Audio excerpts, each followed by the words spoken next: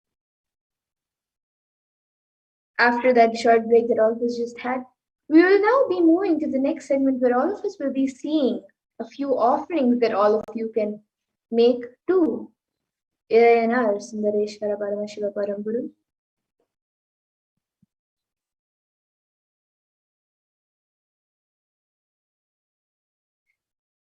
So the Shastra Pramana for these offerings comes from the Halasya Mahatmya.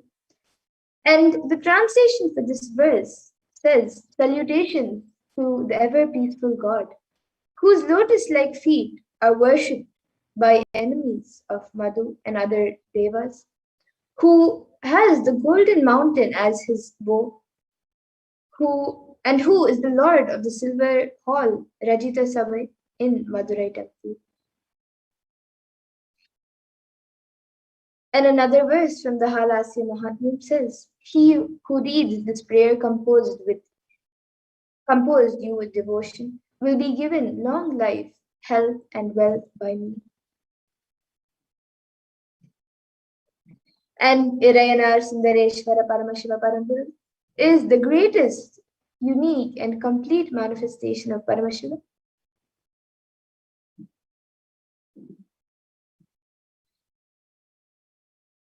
And another verse from the Halasya Mahatmya says, "Salutations and salutations to the handsome dancer, who is the great god and lord of the town Madurai, who stopped the poison called Hala Hala with his neck, and who is the lord of the devil with eyes like fish, who is the lord of the Devi with eyes like a fish."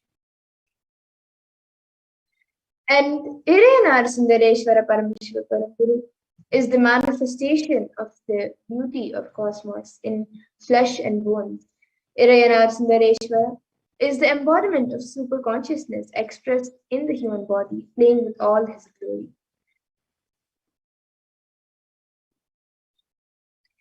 And Irayanar Sundareshwara Paramashiva Paramburu is the complete manifestation of Paramashiva, assuming the physical, subtle light bodies as and when he wants as his divine manifestation. He plays with all the physical realities and corrects, alters, intervenes, influences, changes, adds, removes, and deletes anything in the physical plane as he likes without even a reason.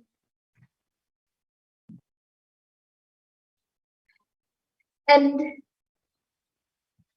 as all of us know, Irayanar Sundareshwara Paramashiva Paramburu has given enlightenment to even beings like pigs, birds, cuckoos, and swans. So all of you can be rest assured, all of us can be rest assured that Bhagavan Sundareshwara will also give us the space of enlightenment. So the first is the Alankara Seva to Bhagavan Nithyananda Paramashivam, the Achalamurti of Bhagavan Shri Nithyananda Paramashivam. So Sundareshwara is the embodiment of super consciousness expressed in the human body, playing with all his glory. And the Achalamurti of Bhagavan Shri Nithyananda Paramashiva will be gracing us as Irayanar Sundareshwara Paramashiva Paramburu. And this offering of the Alankara Seva will bestow you with manifesting leadership consciousness, excellence in career, abundance in wealth consciousness, and the manifestation of a powerful inner image.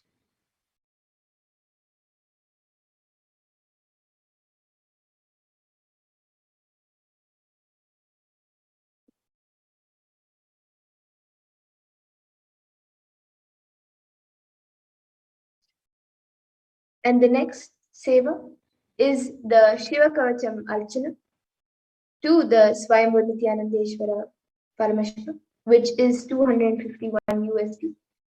So this Shiva Kavacham mantra, which will be chanted, describes the details of the Shiva Kavacha, the armor of Paramashiva. And this Shiva Kavacham mantra is offered as an archana to the Swayambhu Nithyanandeshwara Paramashiva Linga in the Nithyanandeshwara Paramashiva Devalayam.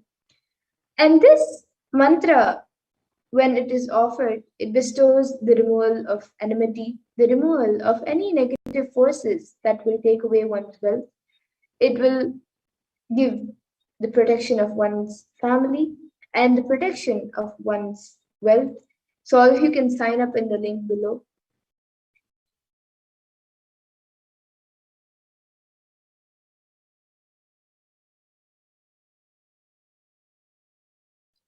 And the next seva is the Vishesha Dravya Abhishekam to the Supreme Pontiff of Hinduism, Bhagavan Nithyananda Paramashivam, to the Utsava Murti.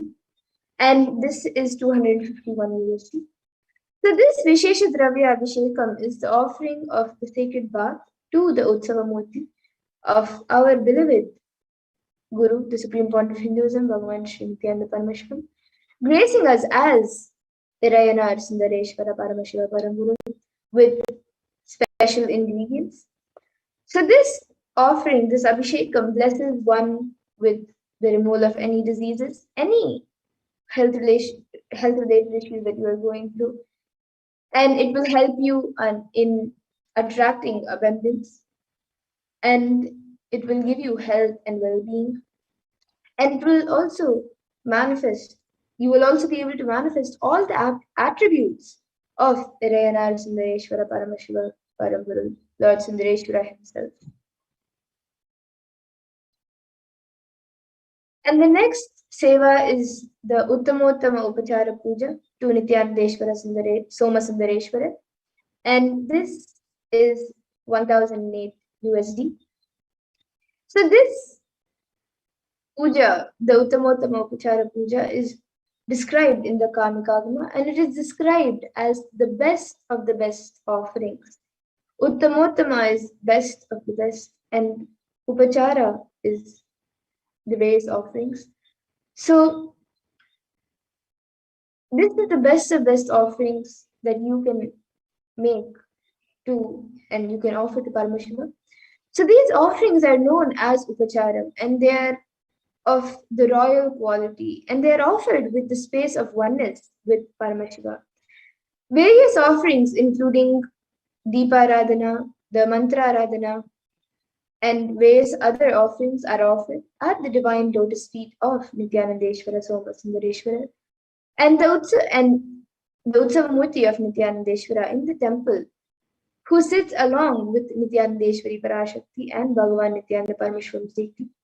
He is the most handsome and graceful form of Bhagavan Nithyanandeshwara, who graces as Soma Sundareshwara and accepts our puja. And this offering, this seva, can bring you and give you a breakthrough in wealth consciousness as well as health and prosperity in your life. And the next is the offering of a coin, the Swarna Mudra or Rajita Mudra, the silver or golden coin, to the Bhogamurti of Bhagavan Nithyanandeshwara Paramashiva. And this is actually a very special ritual which is offered to Irayanar Sundareshwara Paramashiva Paramburu in the Madurai Meenakshi Sundareshwara temple.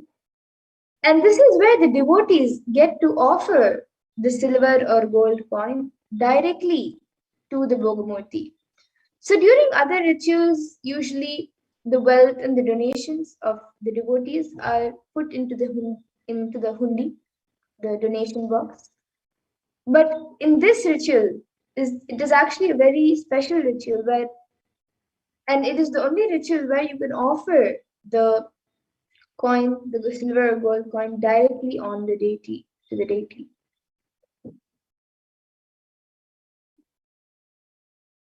And the silver coin offering to the Bhogamurti of Nithyanandeshwara Paramashiva is 108 USD, 501 USD, or 1008 USD. So silver is actually present in all the scriptures, Agamas, Vedas, Shrutis, Smritis, Itihasas, Puranas, all the Hindu scriptures it is mentioned in. And in all the Hindu scriptures, it is abundantly displayed that silver represents good health and nourishment. And silver represents the moon in our night sky and its positive effects in our life. In Hinduism, we believe the celestial bodies in the sky have a direct effect on our bodies and lives. So the silver, which represents the moon. The moon nourishes all life, and Bhagavan Krishna declares in the Purushottama Yoga of Bhagavad Gita, in the 15th chapter of Bhagavad Gita, he declares that he is the watery moon that nourishes all life. When silver is offered, the blessings manifest for proper health and growth in one's children and themselves. And when silver is donated, it gives tremendous blessings for nourishment in all aspects of life. And the gold coin offering to the Bhogamurti of Nithyananda Paramashiva is 600 USD, 6,000 USD, or 30,000 USD. So, as just like how silver is mentioned in all the Hindu scriptures, even gold is present and mentioned in all the scriptures. The Agamas, the Vedas, the Shrutis, the Smritis, Itihasas, and Puranas, in all the Hindu scriptures. And in each and every Hindu scripture, it is abundantly displayed that gold is the most auspicious and purest metal which purifies our being. In the Hindu civilization, everything was built in gold, exchanged in gold. Ritual fees were offered in gold bricks, through gold bricks. And when one was to be saved from life-threatening illnesses, gold was offered as a ritual fee. So gold was in abundance and was used for weighing equivalent amounts of commodities, including cows. And kingdoms were built with huge doors of gold. The streets would have huge columns and huge archways made of gold. Horses and cows were dressed in gold also. So all of you can see how silver and gold is mentioned in all the Hindu scriptures. So you have the opportunity to offer a silver or gold coin to Irayanar Sundareshwara Paramashiva Paramburu. So here you can see all the sevas, with the cost. So you can see these two sevas, the silver and gold coin, the Rajita Mudra and the Swarna Mudra. So the Rajita Mudra, the silver coin offering to the Bhogamurti of Nithyananda Paramashiva, gracing as Sundareshwara Paramashiva Paramburu. If you offer a 100 gram silver coin, it is 108 USD. 500 gram silver coin, then it is 501 USD. And 1 kg silver coin is 1008 USD. And for the Swarna Mudra, it is for 10 grams, it is 600 USD. For 100 grams, it is 6,000 USD. And for 500 grams, it is 30,000 USD. So you can choose which offering you would like to make, and you can register and make your offering. And the other sevas, which we have seen also, so the Alankara Seva to Bhagavan Sri Nithyananda Paramashivam, gracing us as Irayanar Sundareshwara Paramashiva Paramburu through the Achalamurti, so the Alankara Seva costs 501 USD. And then the Shiva Kavacham Archana, which will be done to the Swayambhu Nithyanandeshwara Paramashiva, costs 251 USD. Then the Vishesha Dravya Abhishekam, which will be done to the Utsavamurti of Bhagavan Sri Nithyananda Paramashivam, gracing us as Irayanar Sundareshwara Paramashiva Paramburu, is 251 USD. And the Uttamottama Upachara Puja, the best of the best offering that you can make to Nithyanandeshwara Soma Sundareshwara, is 1008 USD. So you can choose which seva you would like to offer, and of course you can offer multiple sevas as well, and you can make the offering. So to make an offering now, you can sign up at tiny.cc/Baba Samadhi. You can visit this website and register and sign up for any seva that you would like to offer.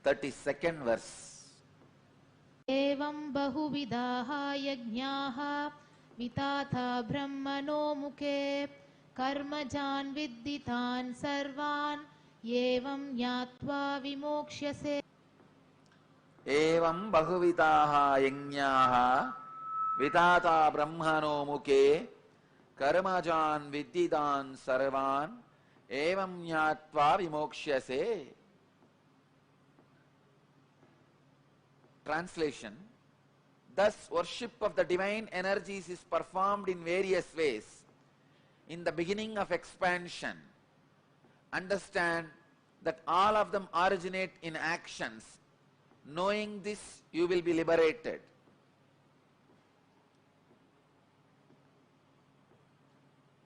Sri Krishna is revealing some of the mystical secrets. How various divine energies come into existence, how by connecting with them your expansion is possible. Please understand, one example I wanted to give. Brahma, in Hindu stories, Hindu Purana, Brahma becomes egoistic. So, Shiva's extension comes out as Kala Bhairava and cuts Brahma's head, removes the ego of Brahma and makes Brahma enlightened. This action, Shiva's energy coming out and removing the ego of Brahma and making him enlightened, this action becomes Kala Bhairava. So when you connect with Kala Bhairava and start worshipping the divine energy called Kala Bhairava, he removes your ego also and gives you enlightenment. Same way, Veerabhadra, Shiva's energy expanded and destroyed the collective negativity of Daksha, which causes suffering for himself and for others. Many times, your pain body becomes so strong, knowingly you cause suffering to you and to others. Even though you know you are causing suffering to you and to others, but the pain pattern is so strong, you can't escape. I can see very clearly. So many people, they know if they are out of me, if they are away from me, they are going to create suffering for themselves. But their ego, arrogance is so strong, they can't live. They can't live around me. I have seen so many times, even devotees, they know if they listen to my teachings and live, they will be out of their sufferings and torture they are doing to themselves and to others. But they don't want. Daksha represents the negativity which causes suffering to yourself and to others. Shiva's energy which came out and destroyed the Daksha's negativity is Veerabhadra. Understand? Veerabhadra did not kill Daksha. He gave life back to Daksha.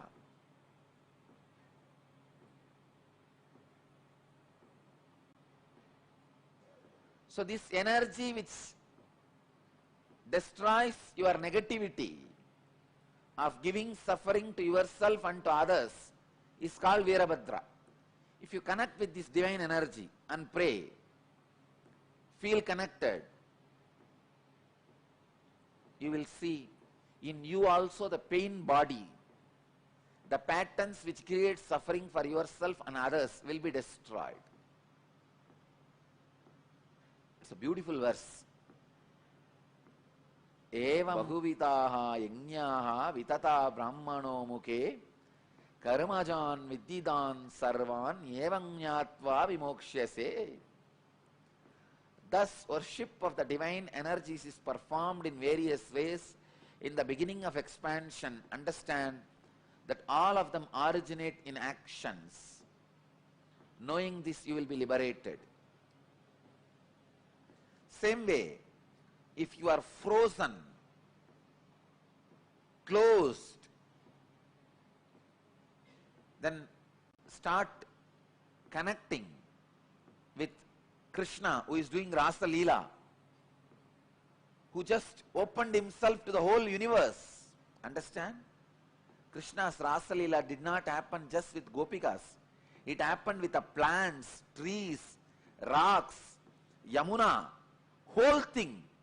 And the Purnima Chandra, the full moon, with whole, he had Rasa Leela. His Rasa Leela was enjoyed by the whole existence. Gopikas were also happened to be there, that's all. It was not concentrated towards Gopikas. It was with the whole. So if you are frozen, having the sickening suffocation, many times people do have this sickening suffocation. Come on, then expand.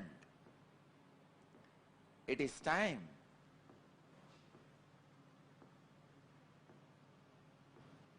You meditate on Rasa Leela Krishna. So each action of divine, each action of an incarnation becomes independent energy by itself. Shiva's one action, cutting Brahma's head and giving him enlightenment, it became an independent energy called Kala Bhairava. Shiva's one action of killing the negativity of Daksha and liberating him from negativity and negative patterns became independent divine energy called Veerabhadra. Shiva's one action of teaching in silence to Sanagadi Rishis and giving them enlightenment becomes Dakshinamurti. Just each action of divine becomes one form, one energy. Understand? When Shiva assumed the body and married Meenakshi and ruled this Pandya kingdom, he became Sundara Pandya. That action became an independent energy of Sundara Pandya. Just yesterday, I was reading the Akashic records in the night.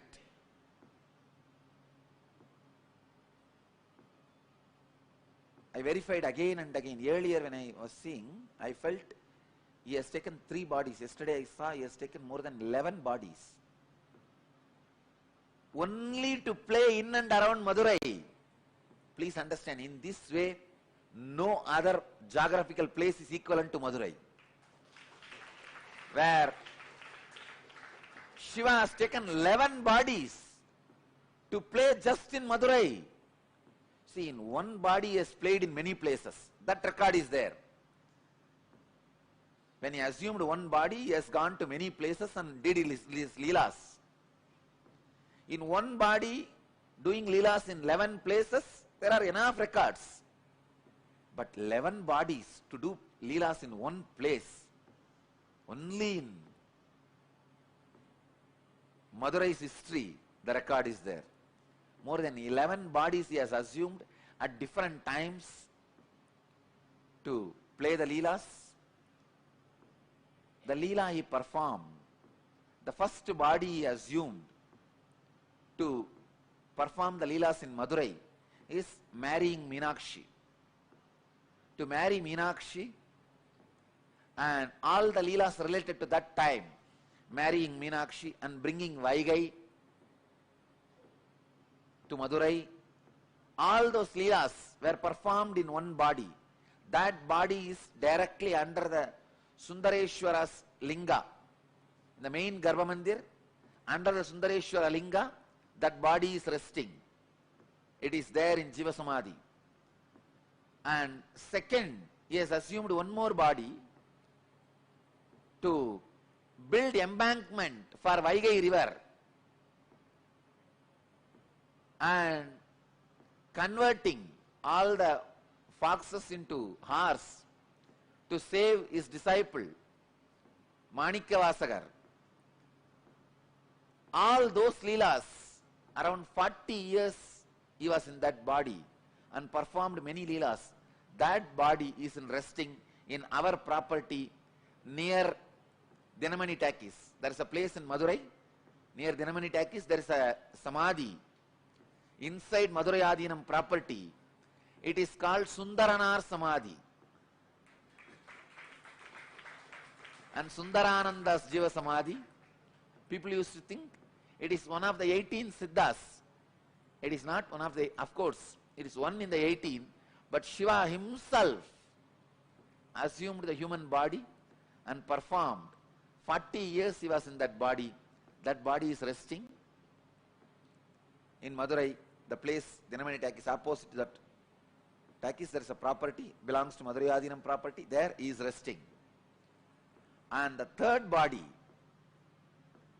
which he assumed to give sugar cane to stone elephant, and stone elephant ate that sugar cane.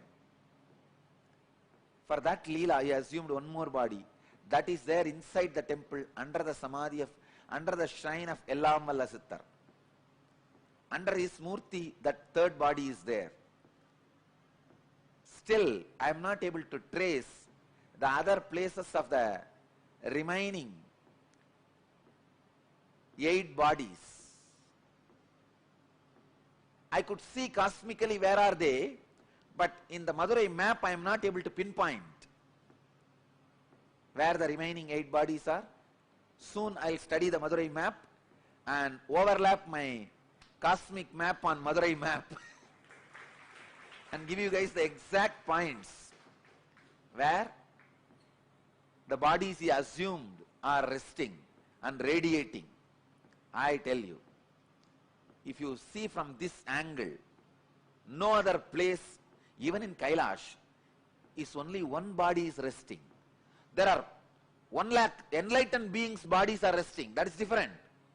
But his own, the body which he used, only one body is resting.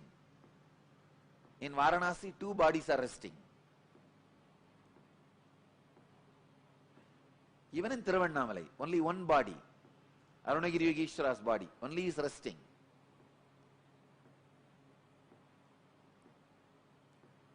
I was shocked when I read yesterday the Akashic records. 11 bodies he has assumed. I tell you, Madurai was his honeymoon place. It was his favorite. Somehow, Madurai people had a very close, hearty connection with Mahadeva. Even for small things, he will assume a body. Come here and play. This was the place where he was very playful and joyful without any of the so-called social laws, regulations, rules and the dharma which he himself created. Here, he has broken the laws he created as per the planets. He has changed the planets for Madurai people. He has changed the teachings for Madurai people. He has changed the social laws for Madurai people. He has broken all the moral rules for Madurai people. He has done everything possible. Socially accepted, unaccepted, legal, illegal, dharmic, adharmic. In which Shastra it is dharmic? You convert the wolves into horses and sell them, and after you sell and go away, all that fellows, they become overnight, they become again wolf and bite and kill all the remaining horses who are there. And that poor king is now pauper. In which dharma it is accepted? In which Shastra it is accepted? He has done everything possible. He comes down as a worker for the old lady, saying that, see, once there was a flood, huge flood in Vaigai river, And king ordered all the citizens of Madurai should take up one portion and cover it with mud and build an embankment. So all of them have taken up one portion. One old lady, Vandi, her job is that making idli and puttu. Puttu is those days breakfast. She will make all this and sell for people. Still now, in Madurai it is a very popular business. Go out in the night, you will see hundreds of shops. The outside street, they will be making these idlis and selling, breakfast and selling. It is still their tradition. Now it is called Kushbu idli. In those days,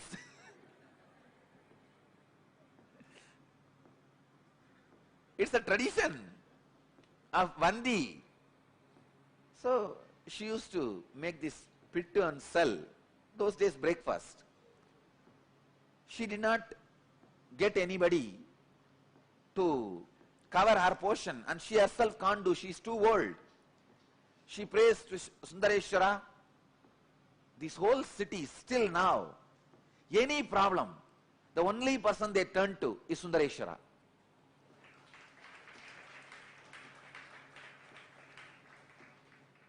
They don't trust anybody else. They just turn towards Sundareshwara. And she's the old lady.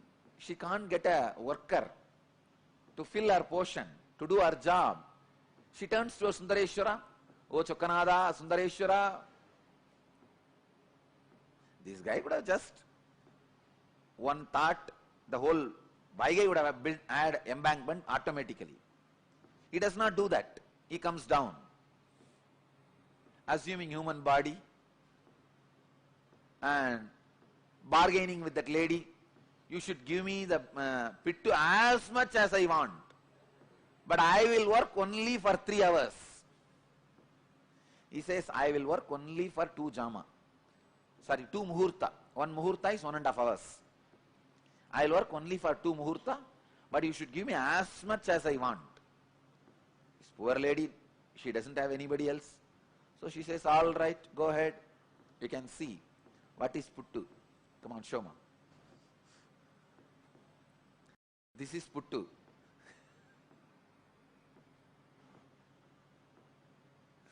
Those days breakfast. So she doesn't have anybody else. So no other option. She accepts the bargain. This fellow finally finishes eating everything she cooked. After that, it doesn't work. He goes there and lies down in that bed.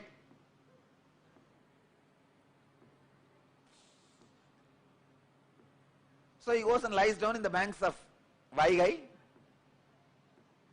I also traced the palace he had in Vaigai,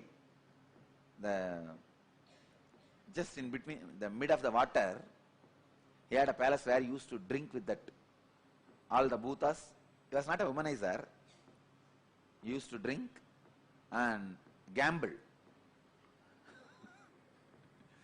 He will have all these bhutas around and they will play the dice. He will gamble with them. Finally, what is there? Finally, he will cheat all of them. And he was not a womanizer, but he was used to drink and gamble. Anyhow, so he went and lie down in the bank of Vaigai. King comes in the evening to see whether the embankment work is done. He sees all parts have been covered except his portion, the Vandi's portion. King got very annoyed and asked whose portion it is. They said this is Vandi, old lady's portion. He asked, naturally she won't be able to do. Who is doing for her? They showed this guy has been employed by her, but from morning he is not doing anything, he is just lying there. So king calls him and asks, who are you? This fellow says, who are you to ask me this? King says, I am the king of this Madurai. He says, that is the way so many people were thinking, but actually I am the king. There was a strong argument. Finally, king was very angry and he took his sengol, the golden staff with which he rules the country, and gave a strong blow in the back of Sundareshwara. When that beating fell on Sundareshwara, when that stick fell on the Sundareshwara, at that same moment he showed to the king, he is the Antaryami, he is the indweller of every being, cosmos. So the whole world, whole universe, including himself, had that beating. The whole cosmos, including the king, had the mark of that golden staff, scepter, golden scepter's mark, and king was shocked. There he sees Sundareshwara standing with Meenakshi and smiling. King realized who came to play in the form of a worker, and he fell at the feet of Sundareshwara, asked him to apologize. Then Sundareshwara says, just because of Vandi's feeling connection, to please her, to eat her food, to enjoy her puttu, breakfast, I came and I enjoyed. He liberated, he gives enlightenment to Vandi and blesses the king and disappears. Till the end, he has not done his job. He did not do the job of building the embankment to the Vaigai. Casual leelas, not one or two, 64 leelas. God, I know for sure he would have done at least 64,000. And Paranjodi Munivar, the compiler, was able to collect only 64, representing all the 64,000 of leelas.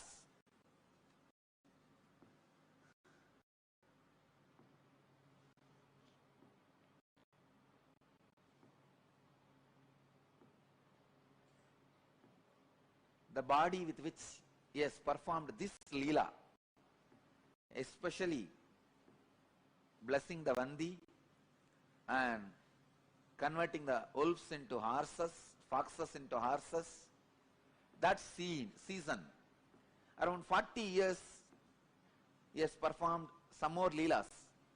That body was used by him for 40 years. That body is resting in Madurai Adinam's property. I have taken the blessings of the 292nd Guruma Sannidhanam to build that into a beautiful, huge temple.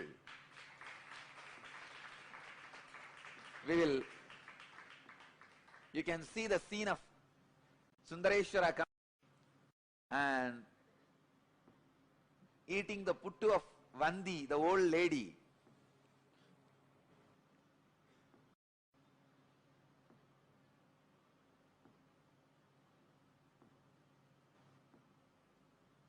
When I remember, God, this very land, he has taken 11 bodies and walked. These very roads, he would have walked and sold the firewood. These very roads, he has walked and sold bangles. This very road, he walked and sold diamonds.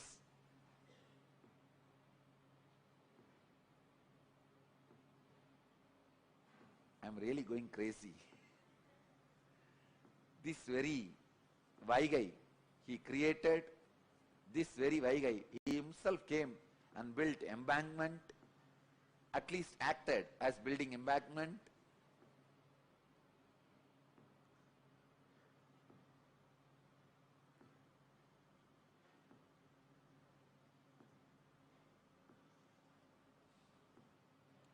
Each action divine energy performs becomes one independent entity.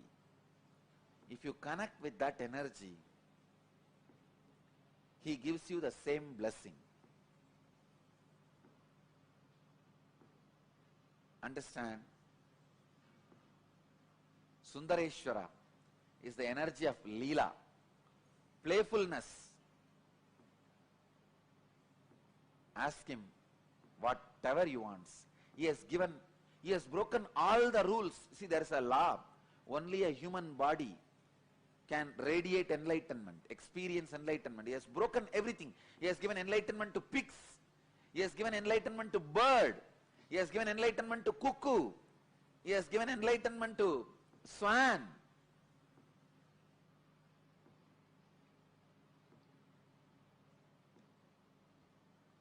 Everyone can be assured. He has given enlightenment to pigs. What a Leela. Sundareshwara. Bhagavan explains, Sri Krishna explains in this verse how each action of divine becomes independent existence, a divine energy. Shiva danced for the sake of Patanjali and showed the cosmic dance. That becomes Nataraja, the form of Shiva, an independent energy. Meditate on Nataraja, you will have extraordinary spiritual experiences. Nataraja is the Lord of spiritual experiences. Any yogic spiritual experience you want, meditate on Nataraja. Sri Krishna is explaining the philosophy behind the incarnations are multiple gods, many gods in Hindu religion. Many gods does not mean the ultimate is many. No, the ultimate is only one. Its expressions are many. Eham sat vipra bahuta vadanti. One of the very important philosophical question is answered by Bhagavan Sri Krishna in this verse. God is one, expressions are many.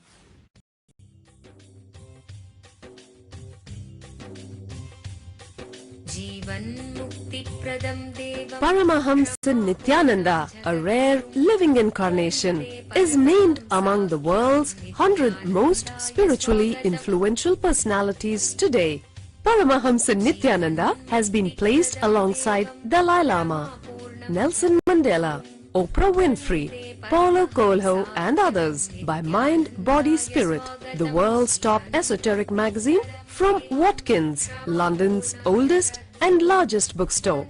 A yogi by birth, he has been expressing his power of enlightenment since birth. He has authored more than 500 books in Tamil and English. Translations of these books are available in 26 languages, in Telugu, Kannada, Malayalam, Hindi, Sanskrit, Gujarati, Oriya, Bengali, Marathi, French, Malay, Polish, Portuguese, Italian, German, Danish, Spanish, Russian and Chinese. He is also an exemplary speaker with over 10,000 hours of profound life solutions through his discourses. Social services such as Annadan, free medical care, free educational services with ashrams, schools, temples, hospitals established in more than 140 places around the world, offering exceptional services. A powerful spiritual healer who has healed millions of people of diseases from migraine to cancer.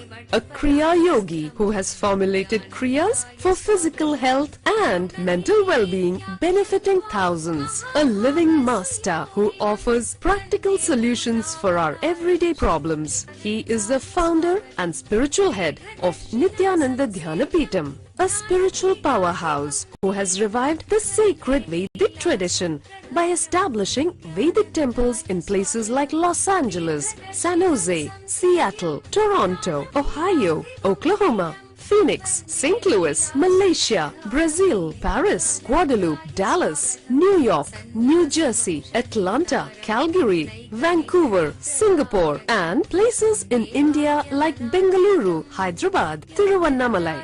a spiritual guru for 10 million followers, an incarnation who transmits the highest spiritual energy through initiation, a contemporary yogi who has revived the Vedic science of yoga worldwide through thousands of yoga centers, an adept in Ashtamahasiddhis, mystical yogic powers, who has effortlessly awakened the Kundalini of thousands and graced them with spiritual powers, a dynamic young guru who is an inspiration for thousands of youngsters, India's most watched spiritual guru online, a beacon of spiritual light who has triumphed over the forces of religious terrorism and political persecution. Paramahamsa Nithyananda is an eternal Kalpataru, blessing the world with the boons of material abundance and spiritual enlightenment.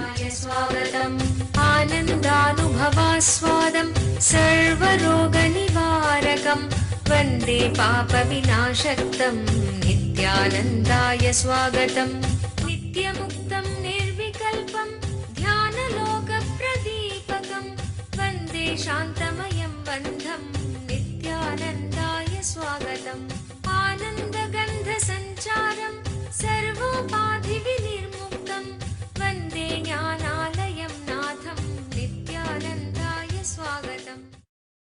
Let you all achieve, experience, live, express, radiate, share and explode in eternal bliss. Nithyananda. Nithyananda Dhyanapitham, Nithyananda Nagar off Mysore Road, Bidadi, Bangalore 562109. Contact 09742203311. www.nithyananda.org. www.youtube.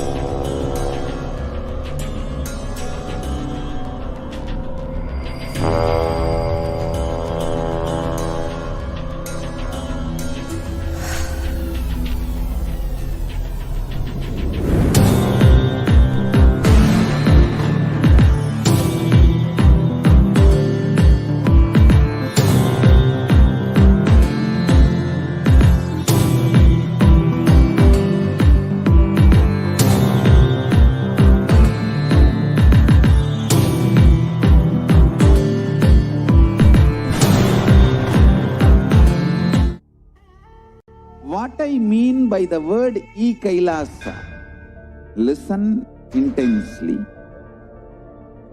Enlightenment ecosystem, literally enlightenment itself, in your own home, wherever you are.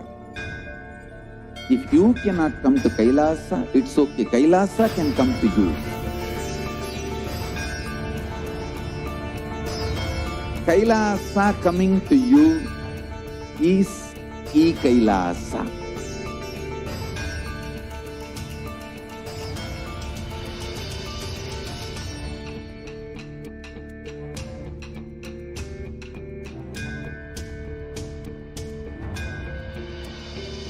I will revive Hinduism. I am a Hindu revivalist, not by any revolution, but by evolution.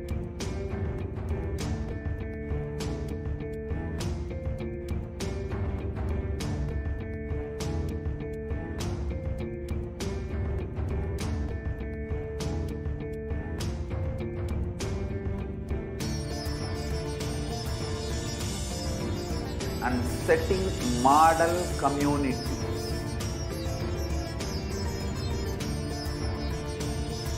Kailasa, enlightenment ecosystems, Sarvanya Pitas all over the world.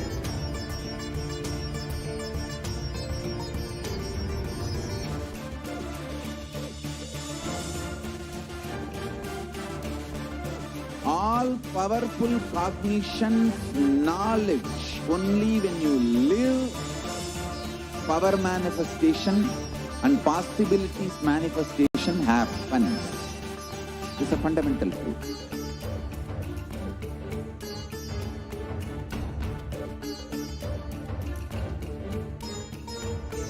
Hinduism cannot live exclusively as one sampradaya. No.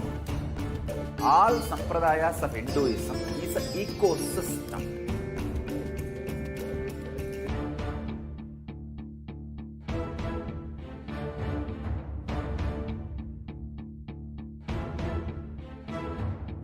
So don't keep quiet thinking that if one sampradaya is attacked, only that sampradaya is going to be affected.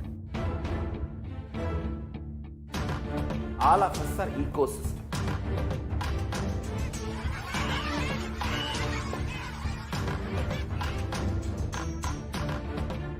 I invite all of you, get involved. Nithyananda, welcome back, dear viewers. So let us now enter into the next segment, where we will understand the 64 Leelas of Lord Sundareshwara. Sundareshwara is known for all of his Leelas, all of the divine plays that he enacts just to shower his love, his compassion, his grace on his devotees. So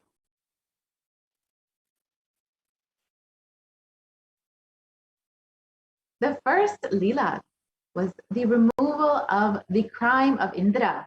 And Indra was the king of the gods and was engaged in attending to the dancers of his paradise when his guru, Brahaspati, came to see him. And Indra was so very absorbed in his pastime that he did not pay proper attention to the guru, nor did he rise to bow down to the guru. Brahaspati departed in great anger, and in the consequence of Indra's indifferent attitude towards his guru, he had to lose all his prosperity. And before that, the sympathy of his guru. Having no longer his beloved guru, Indra took a three-handed giant asura for his guru, but inducing him to make a sacrifice, yaga, he learned bitterly that the new guru proposed to destroy the gods and to favor his clan. Therefore, Indra killed him, whereby he incurred the sin of Brahma Hatya, the crime of killing a Brahmin. The father of giants would not allow this act to go unrevenged. He made a yagam from which Dhritarashtra came forth, whom he ordered to kill Indra immediately. The latter struck the giant, but finding that he could not kill him, hid himself in a lotus flower. He then went to Brahma and was directed to a place where an old Brahmin named Sachi had long been performing penance, and was advised to take his shoulder bone, which would suffice for the object in view, since it was molded of a good number of powerful weapons that were entrusted to him. The old Brahmin gladly gave up his life, and Indra, taking his shoulder bone by its aid, killed the asura. Hereby, the sin of the Brahmahatya was doubled, and in consequence of its burden, Indra again concealed himself in a lotus flower. And a council of Brihaspati, Agastya, and many other sages advised Indra to go to earth and to pay them the request to remove his incompletions. And he did this without success. He came to the forest of lily, the Kadamba trees, where suddenly he found his burden removed. And being surprised at this, he commanded search to be made around. When the search was done, a lingam was found. The emblem of Shiva was found under a lily tree, the Kadamba tree, and to which he did puja. And so great was his joy that even his speech became confused. And it was a forest where there was no flowers with which he can make garlands. But on looking, he saw a tank with lotus flowers, of which he made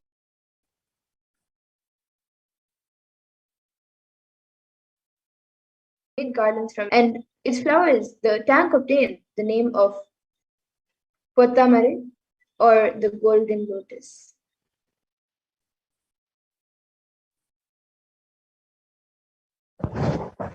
And the next Leela of Sundareshwara was the removal of the curse of the white elephant. Durvasa Rishi was once worshipping the said image in Silvanam when he took the lotus flowers and after presenting it to the god, carried it with him to Indra's abode, who was then riding on his white elephant and going to encounter the giant. He respectfully gave it to Indra, who laid it on the head of the elephant between its tusks, but the animal threw it down and trampled it underfoot. For doing so, Durvasa pronounced on it a curse to the effect that it should become a wild elephant of the woods. But as the animal implored compassion, the period was limited to 100 years. In consequence, when the elephant was in the Tili forest, it one day poured water over the lingam, which on inquiry, learning the nature of the case, told the elephant to place it as Indra, lingam at Airavatam. Having done so, the elephant again became the Vahana or vehicle of Indra. And the next is when the mortal discovers Bhagavan Sundareshwara, and when the building of the town of Madurai in the reign of the first king. So in the first time of Kulasagara Pandyan, who ruled in Manapur, a merchant named Tanan Shayan was knighted in a forest of Kadamba trees. Unable to proceed further, he took rest in the foot of one of the trees, and he was surprised at the sight of an unusual splendor. He was blessed by Bhagavan Sundareshwara with the view because he had been very virtuous in a previous birth. It was Monday, the gods were performing homage and anointing the image as though it had been the night of Shiva. The merchant bathed in the tank and worshipped the deity, and when the gods disappeared, he saw only the stone image the next day. He went and told the king what he saw. Bhagavan Sundareshwara also appeared to the king the following night in a vision and commanded him to build a temple in the wilderness. The king, finding the vision and the statement of the merchant to be the same, went to the place and had the forest cleared.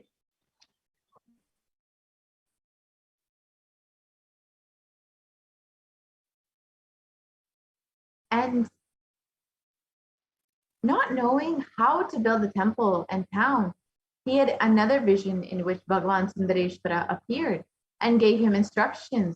Workmen were employed and they built the city with a king's street, a Brahmin street, and also chautries, mandapams, tanks, and more. The city was splendid, with a palace also for the king on the northeast quarter.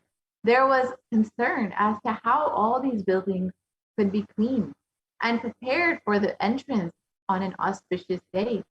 Paramashiva was pleased to remove all the issues by causing Ganga, issuing from the jata on his head, to pour out in the copious stream.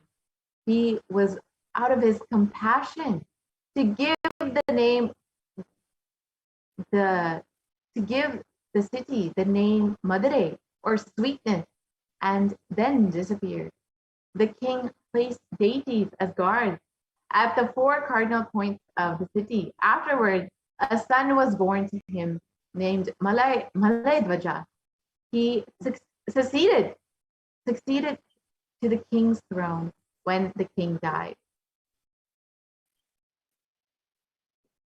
And the next is the incarnation of Devi Meenakshi, the goddess of the temple. So Malayadvaja Pandyan, although he had many wives, the chief of them being Kanchana Malay, the daughter of the Chola king, yet had no child. So in consequence, he offered 99 Ashwamedha offerings. And when Indra, becoming alarmed, since another offering would entitle the king to the Indra's throne, appeared to him and said, "Why do you give yourself this trouble? Perform the appointed offering for obtaining a child before the temple of Bhagavan Shiva, and you will have your wish granted." While the king was making the sacrifice, a female of 3 years old, a 3-year-old little girl, was born, covered with ornaments, and was born from the flame of the offering. So then the king took up this child and gave it into the hands of his queen Kanchanamali. On her applying the infant to her breast immediately to milk for its nourishment, manifested herself. And while bringing up the child, it was found out that when she was born, everyone was surprised that she had 3 breasts, on which the foster parents, being afflicted, the voice of Bhagavan was heard from heaven, and bidding them to give the child the same education as for a man, and adding that when her appointed husband should come, then one of the breasts would disappear. When she was grown up, they had her formally installed on the throne, and then Malayadwaja Pandyan died. So, having performed in becoming manner the funeral rites for her foster parents was and worshipped in the temple, and she afterwards ruled the kingdom in a proper manner.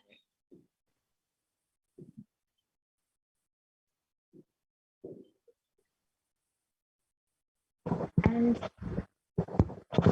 the next Leela was the marriage of Devi Meenakshi with Paramashiva by the name of Bhagavan Sundareshwara, who we will be having the Darshan of very shortly.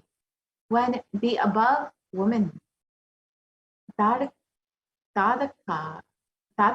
or Invincible, was ruling, her foster mother represented to her the property of marriage, to which she replied that she would assemble an army and go fight with the neighboring kings in order to discover among them her destined husband. Accordingly, her minister, named Sumati, assembled a very large army with which she went and conquered all the neighboring kings. She next conquered Indra and then proceeded to Kailasa, the abode of Bhagavan Paramashiva himself, in front of which she was met by Nandi, the Vahana or vehicle of Bhagavan Paramashiva, whom she forced to retreat.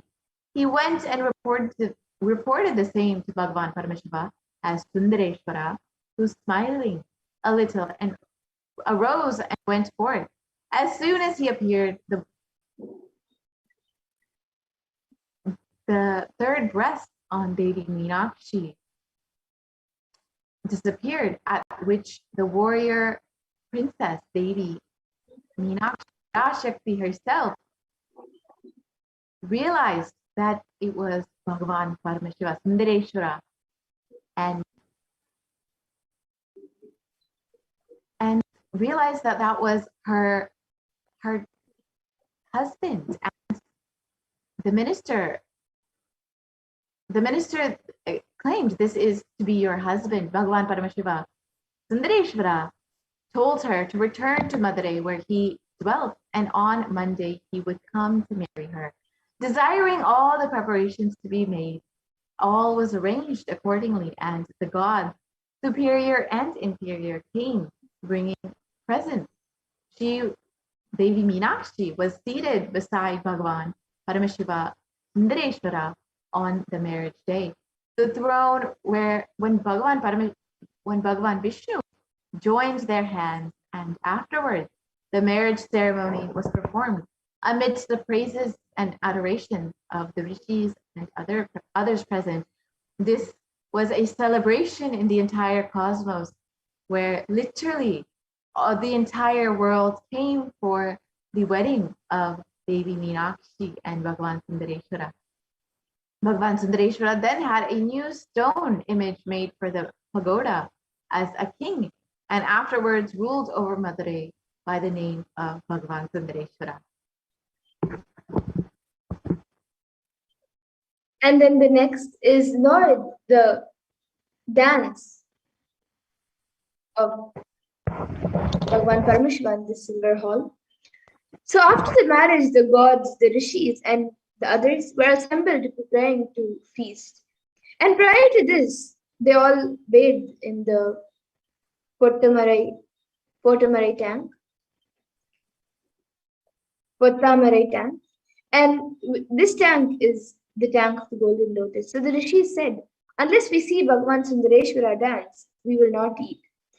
So then the compassionate Bhagavan Sundareshwara danced in the silver temple, while the gods, rishis, and all the others, the numerous number of people who were present, all the attendants also joined the chorus and chanted his praises.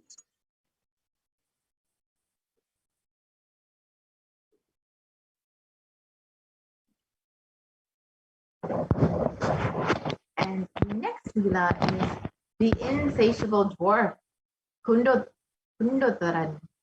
After the marriage feast was over, the mayor of the palace came and said to Devi Meenakshi, "What are the vast quantities of food which you have prepared?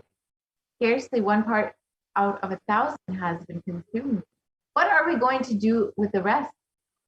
Devi Meenakshi went to inquire from Bhagavan Sundareshwara, who said, "It's true that being a queen, you have prepared so much food, but there are several of my retinue as yet unfed."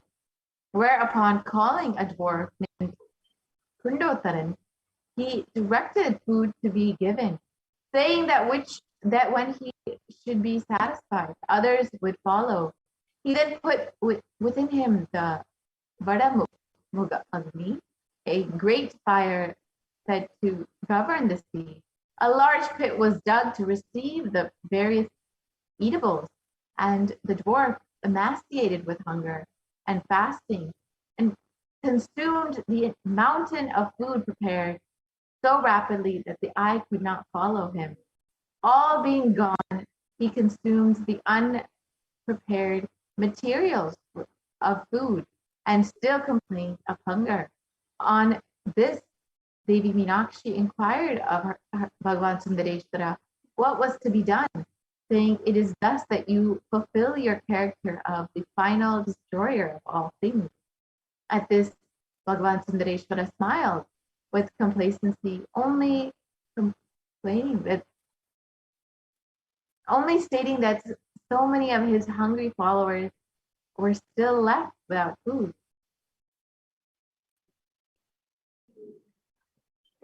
And as the hunger of the dwarf was yet unappeased, the hunger of Gundodhara was yet unappeased, the Lord Bhagavan Sundareshwara commanded the earth, Devi Bhumi Devi, to supply him. And accordingly, 4 holes or pits appeared, out of which food spontaneously arose. And the dwarf Gundodhara ate till his body was swollen. He then complained of thirst, and having drawn all the water contained in the wells and tanks, he still complained of thirst. On this, Bhagavan Sundareshwara then commanded the goddess Ganga in his head to supply water. She replied, "You once called me before, and I will come again if you only grant the privilege that whoever bathes in my water shall be purified from the sin." And being which conceded, she brought a most plentiful supply of water in the shape of the river Vaigai, and the dwarf Gundodhara took it all very easily. And now both hunger and thirst being satisfied, he returned to his duty in the retinue of Bhagavan Sundareshwara.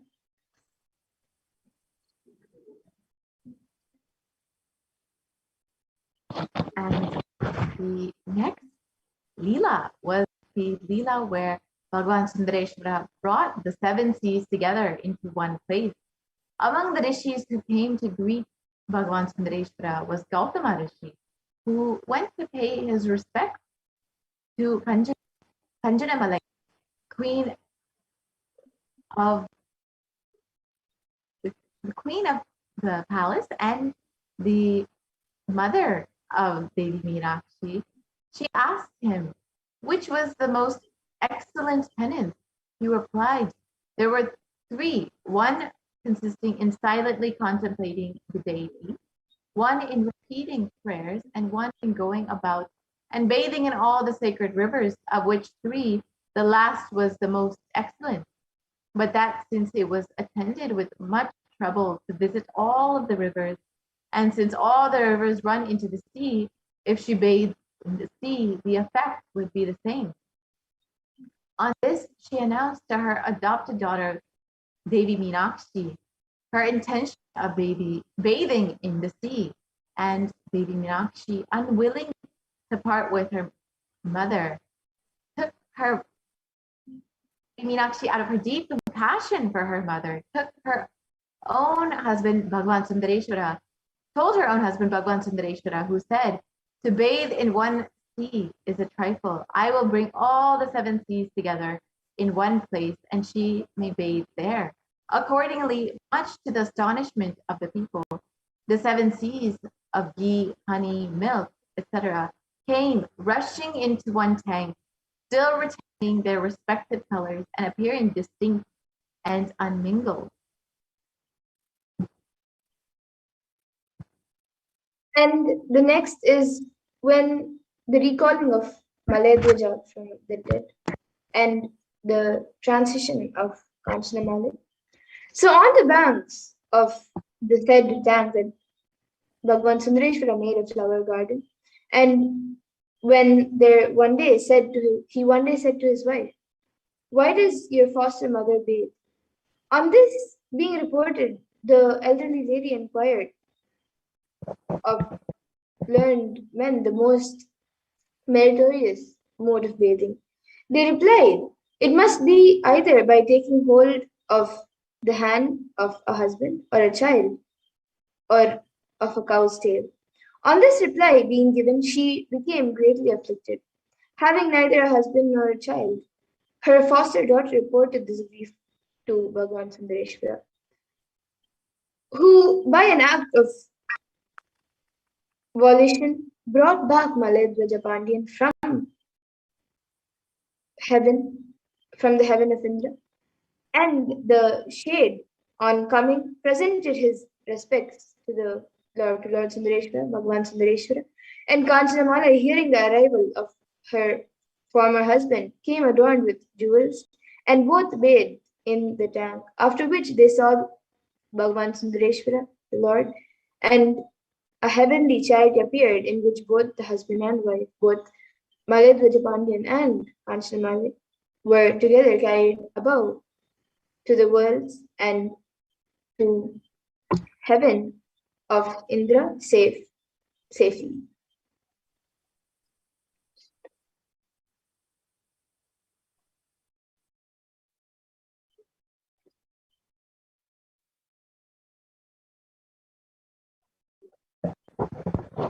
And the next Leela of Bhagavan Sundareshwara is the incarnation of Subramanya as Ukrama Pandian. On one day, the Devi Meenakshi came to Bhagavan Sundareshwara and said, "You have assembled the seven seas and have procured the beautification of my reputed parents. But now it occurs to me that it is not worthy of your reign that the Pandian race should become extinct through want of issue." Bhagavan Sundareshwara, whose height and depth Brahma and Vishnu could not discover, reflecting that he had caused Devi Meenakshi to become incarnate in the person of, that he had caused Devi Parashakti to become incarnate in the Nijavatara of Devi Meenakshi, had now himself reigned a long time as Sundareshwara, considered it was not right to leave the Pandian race without offspring, and by a simple bearing the resemblance of Paramashiva,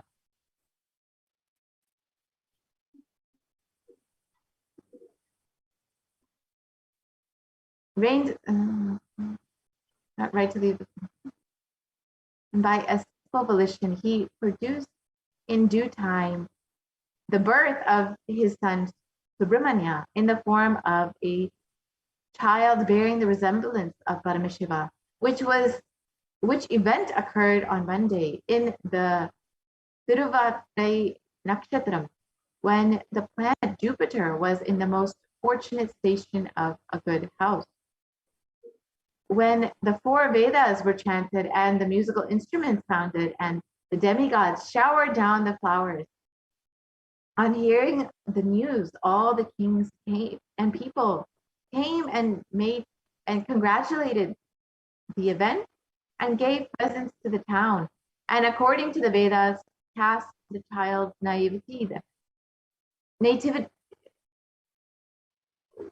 cast the child's horoscope and gave the child the name Ukrama Pandian, and the child was afterwards instructed in all suitable accomplishments by Vihala Bhagavan, Brahaspati himself, and the preceptor of the gods. When the son came to the years of the discretion, the father, hearing the fame of his great acquirements and excellent temper, told his ministers it was time to have him installed and blessed as the king, to which the council then agreed and were very joyful. And then the next is when Lord Sundareshwara gets his son married and blesses him with 3 weapons. So Lord Sundareshwara gave orders to his ministers to procure his son a suitable wife of equal nobility. And Kantimati, the daughter of a king named Somashekaran of the Surya Vamsha, who ruled in the town of Manapur, was selected.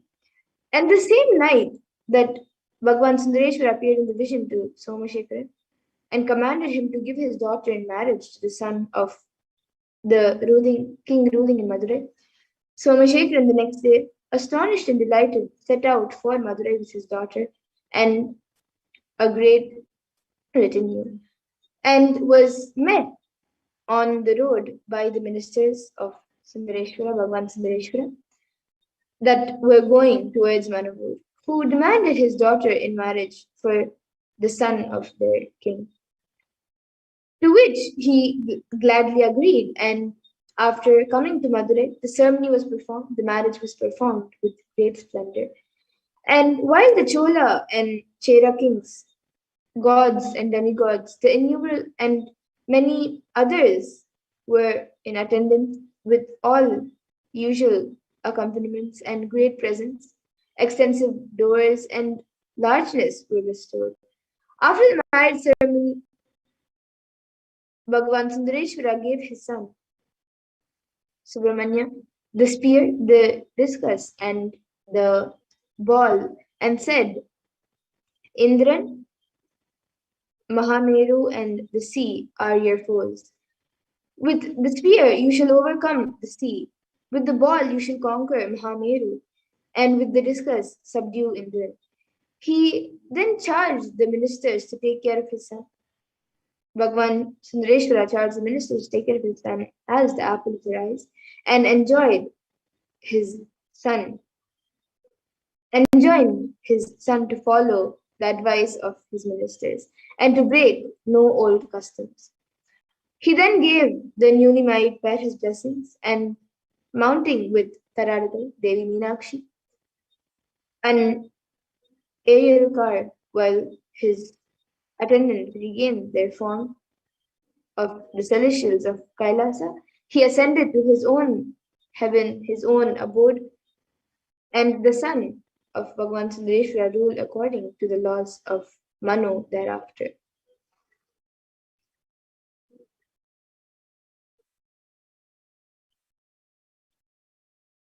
And then the next is when Varuna is compelled, when Lord Varuna is compelled to retire by the casting of the spear or javelin. So Ukrama Pandyan made a great sacrifice of 96 Ashwamedha Yagams, at which Indra, becoming jealous since his rule was endangered, went to the king of seas, Varuna, and asks him to destroy that country. Accordingly, the sea suddenly came with great noise in the middle of the night to the gates of Madurai. And when the king, Ukramapandian, was awakened by Paramashiva in the guise of a religious ascetic informing him of the circumstances and attendant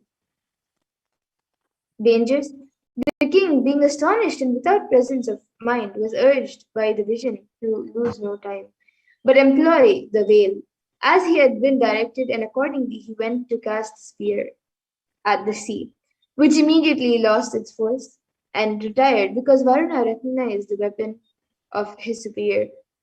The king then went to the temple, adorning the Lord, and promised that as far as the sea had come, so much land would be given to the temple, and thus he righteously governed the kingdom.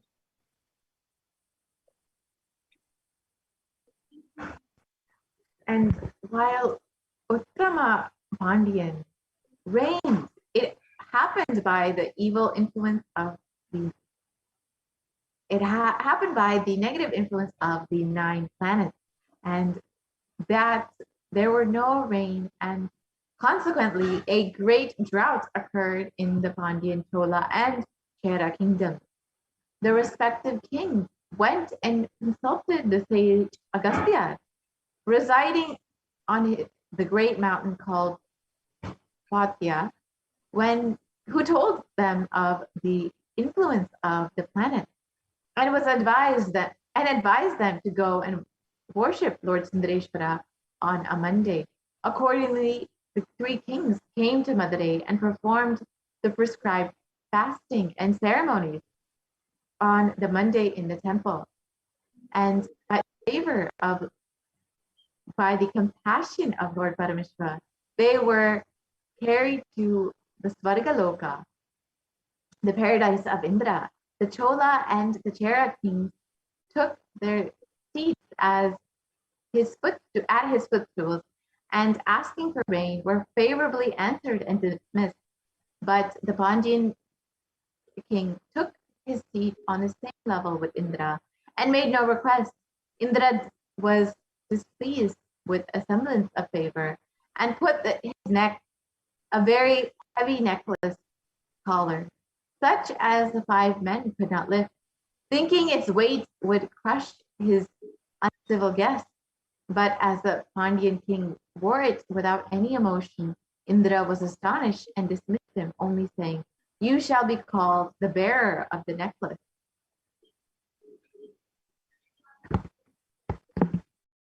And the next Leelas is when, on the Pandyan's return, he found that in his country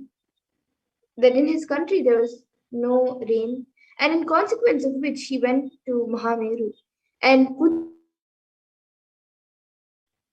round its summit in chains and brought them to water his kingdom.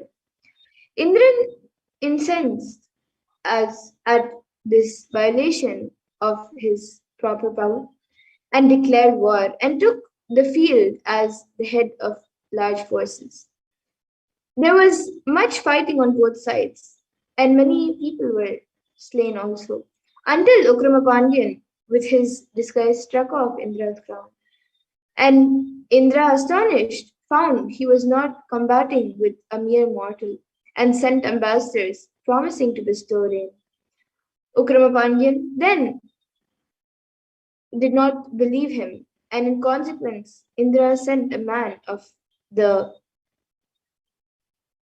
Velala caste to become security for rain, hence called Kararai Kata Velala, or waiters for rain.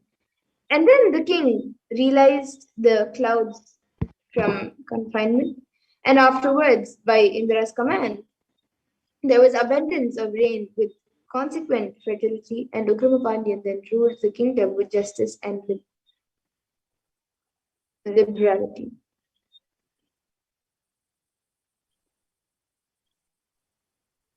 And the next lila is when Uttarama Pandian struck the Mount Meru and then obtained wealth.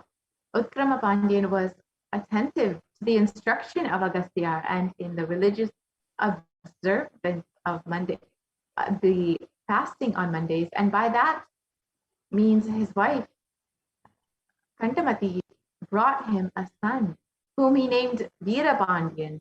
At this time, the country was distressed by drought, and Bhagavan Sundareshwara, on being besought, appeared in a dream and said, "Go to Mahameru, strike with the ball, and there the riches inside, take them and make the charitable donation, and rain will come." Rising in the morning and going to pay his devotion to Bhagavan Sundareshwara, the king set out with a great retinue, and thus leaving his own country and going to salute the Soran king, passing thence by the Dandaga Nada, the Telinga and Karnataka and Tondaga countries, crossing mountains and rivers, passing Malava, Virada, and Muttiya countries, and going to as far as the Kashi, Banaras, and crossing the Ganga and a desert untrodden by human footsteps, which is inhabited by the Yalish and the lions. He arrived at Kumeri, which extends on the 1,000 leagues of 10 miles, passing by which, and also Bharati, 8 times larger still, he arrives at the birthplace of Devi Parvati, or named Mount Imat. Next, crossing the Kimpurada province, as also Arivaradam and the Nishti mountains, and arriving at the Ilva country, surrounded by the river Jamba, he obtained a view of Mahameru, which is the support of the earth, having 1,008 peaks, which are also the pillars of the gods, and which besides was once a bow in the hands of Bhagavan Paramashiva.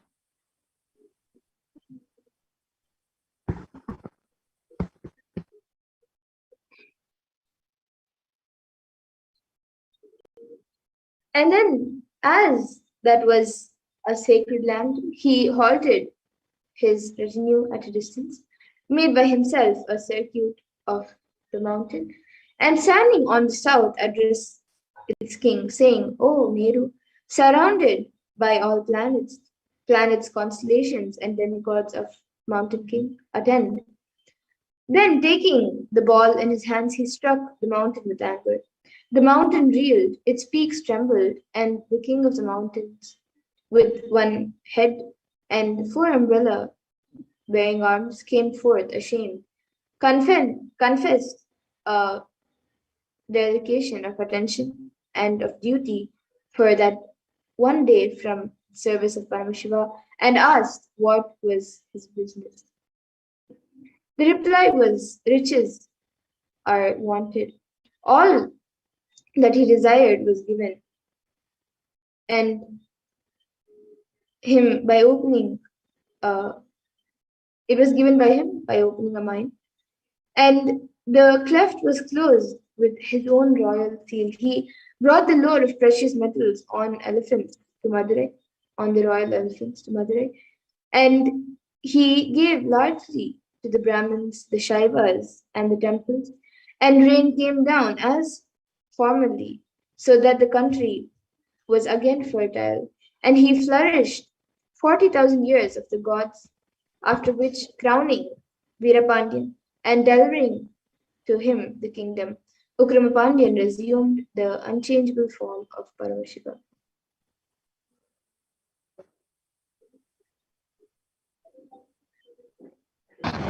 After the destruction of all things by the Pralaya, when the Vedas were produced by the word of Paramashiva himself, the Rishis and the Brahmins, wanting to know the meaning, applied the Harabhakti, the worship of Paramashiva, and were directed to go to Madurai and learn from Bhagavan Sundareshwara. Accordingly, after coming there and bathing in all of the golden lotus tanks, they were met by Bhagavan Sundareshwara, who told them to worship all the self-existing, the Svayam Prakasha, the self-existing lingam, or the stone images that were the sum and substance of the Vedas. He then explains the issuing of the 28 books of Shiva, of Shaivism, and from that, the center mouth of Paramashiva, the Rig Veda, the Sama Veda, the Yajur Veda, and the Atharva Veda, from the other four mouths.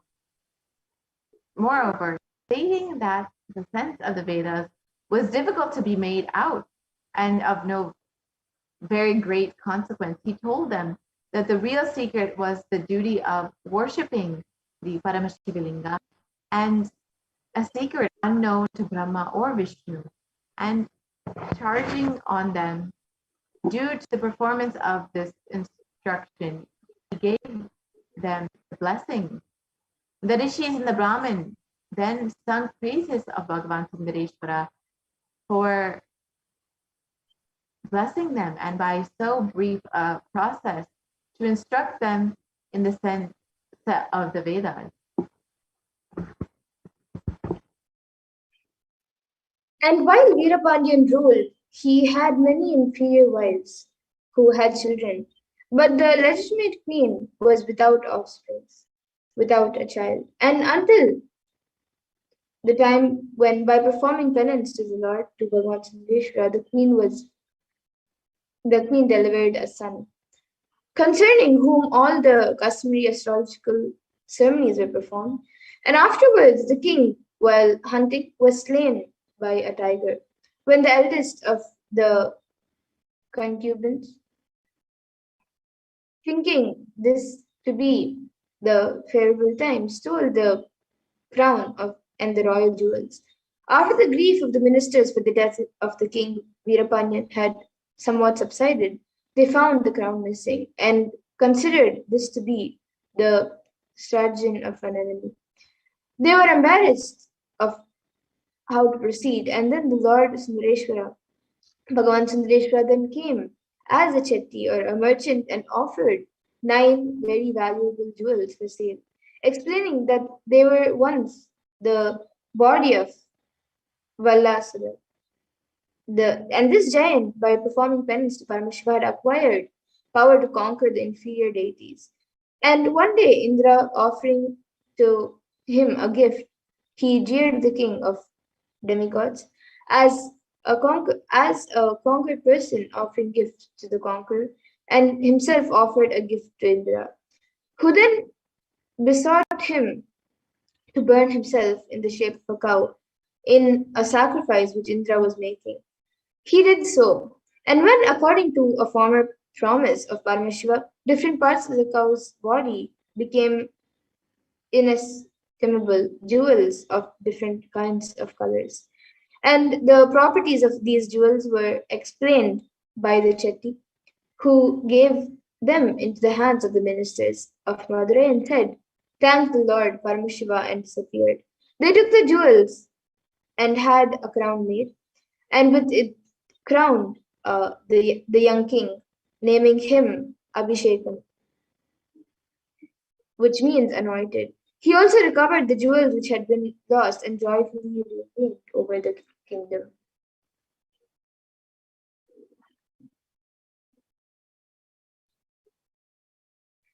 And while Abhisheka Pandian was performing puja in the Chaitra month, in the month of Chitra, the camphor incense employed spread a great perfume. Then Lord Indra, Bhagavan Indra, was also desirous of performing homage, but was prevented by the Pandyan's previous service. And on returning, Indra was met by Varuna. He inquired the reason of his looking sorrowful, and on being informed of the vexatious, disappointed, the god of the sea again asked, "Is then this lingam so great a god? To which question Indra replied that as it had removed his former sin and taken the curse from his white elephant, it was a great god. Then Varuna asked, can it cure the pain of my bowels? The other answered, to do that would be an easy thing. So then Varuna, feeling doubtful, sent a large accumulation of seas to try the deity's power, to try Bhagwan's power, which greatly alarmed the people of the kingdom. But the Lord, Bhagwan Sundareshwara, commanded some clouds to descend from his head, which absorbed the sea, and the people, now discerning that this was a sacred amusement of Bhagwan Sundareshwara, and rendered him praises.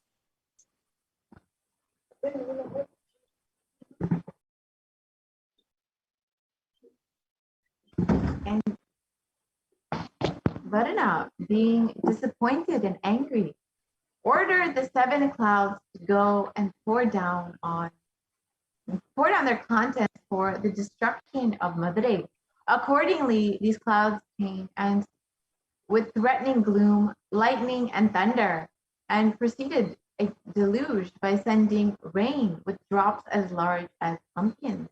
Bhagavan Sundareshwara, seeing these, ordered them before mentioned clouds to interpose, which they accordingly did. And by spreading a covering above the town and beneath Varuna's clouds, prevented any more rain from falling. Varuna, now discerning the intervention of Bhagavan Sundareshwara, went and bathed in the golden lotus tank. When his inward pain immediately ceased, on which he besought the forgiveness of Bhagavan Sundareshwara and the misdemeanors that he had committed.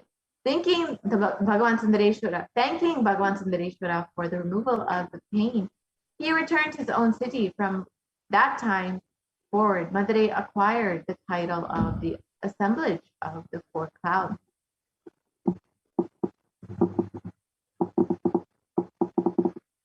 And when Sundareshwara condescended to assume the form of a religious ascetic, this is the next story. So it pleased the Lord to come, it pleased Bhagavan Sundareshwara to come to Madurai in the form of a Siddhar, and with all the usual accompaniments of that order, he walked the royal and Brahmin streets and performed various wonders. He brought distant mountains near and removed near ones far off, and he made old females become young children and children to become old women. He changed the sexes and he made the barren fruitful. The humpbacked, the deaf and the dumb, the blind and the lame, he severally healed. And he turned 4 metals into gold. He made the rich become poor and made the enemies to be friends. He caused the yeti, the poisonous shrub, to produce mangoes, and brought a flood of the river Vaigai, and returned fresh water into salt water. He made salt water fresh.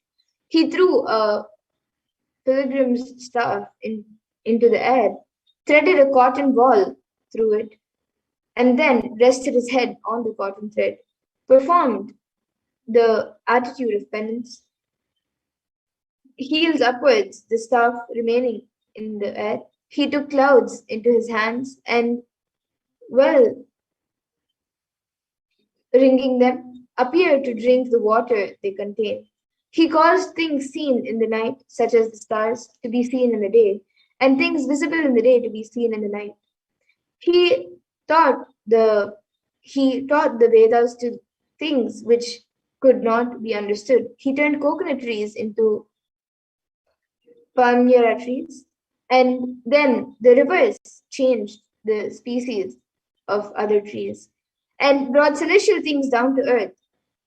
And while thus occupying the attention of people so that they neglected their employments, the Pandyan, hearing of the circumstances sent his ministers to call the performer of these wonders. They did so respectfully, but the Siddhar said, "What are kings to me?" and refused to go. The king, on hearing of his refusal, only replied, "What has the great in religious sense to do with this?" and remained quiet. Then the Siddha gave the sugarcane to a stone elephant. So, still feeling a curiosity to see the Siddha, the king went accompanied by his retinue. So, but still feeling a little curious to see the Siddharth, the king went accompanied by his retinue, as though he would visit the temple, and there he met with the performer. In reply to the inquiries from the king, the Siddhar said that he went about as he pleased, though more accustomed to be in Kasi, he had displayed various feats in Chidambaram and the other places, and here at Madurai. And especially that he wanted nothing from the king, for though such men as might perform a few feats would receive offered royal rewards, yet he could not perform all things desired. And at this time, the villager brought a sugar cane, and the king, expressing doubt, said, pointing to a stone elephant sculpture on the tower of the temple, "If you can make the elephant and the sugar cane, then eat the sugar cane, then I shall admit that you can do all things and must be our Lord Sundareshwara." On this request being made, the Siddhar glanced at a side look at the elephant, which immediately gave signs of life. Then he took the sugar cane from the hands of the king and ate it, and not being content with that, took the garland of the pearls from the king's neck and put it into his mouth. While the Europeans were busy in attempting to scare the elephant, the king fell at the feet of the Siddhar, worshipping him, who then looked again at the elephant, which immediately restored the string of pearls to the king. The Pandyan then received many gifts from the Siddhar, and after causing his son Vikrama Pandyan to be crowned, he attained the lotus feet of Bhagavan Sundareshwara and was again reunited with him in Kailasa.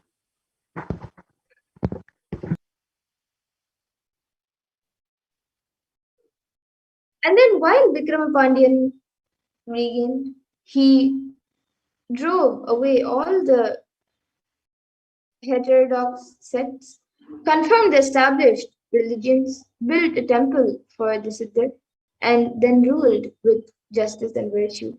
But a Chera king who ruled in Kanchipuram, was also of the Brahmana faith, being resentful and treacherous and envious at the prosperity of the Pandyan kingdom, assembled together 8,000 of this sect of the Chamarals of Anjanam and other lofty mountains, and commanded them to make a sacrifice with a view to effect the destruction of the Pandyan king. Accordingly, they made a sacrifice, the limits of which for the attendance of people extended over 30 kadams or 30 miles.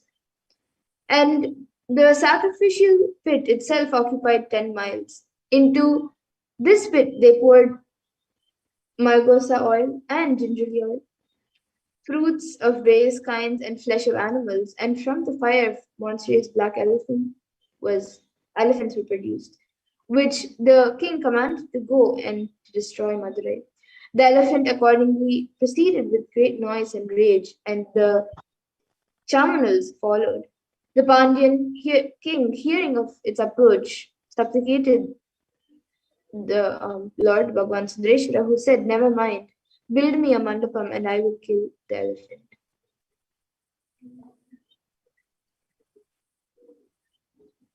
And accordingly, a mandapa having the 16 pillars was built, and Bhagavan Sundareshwara came in the guise of a hunter. When the elephant approached, he directed against it a rocket of the kind called Narasimha Asitram, which were dispersed by the troops of the Pandyan. And such was the haste of the fugitives that their peacock fans, their sleeping mats, and drinking vessels were broken to pieces. The spot became famous, and one named the Prachalitran by worshipping the famous one named by worshipping the rocket that was left sticking in the elephant mountain, obtained a celestial gift, and one named the Ramasan by worshipping and forming a tank bearing his own name, also received a like gift. The elephant mountain remains to this day, and Narasimha Swami resides there. The Pandyan raising the hunter and the Bhagavan Paramashiva and receiving from him many gifts, returned to Madurai, had a son born to him and named Rajashekara Pandyan, and prosperously continued to rule.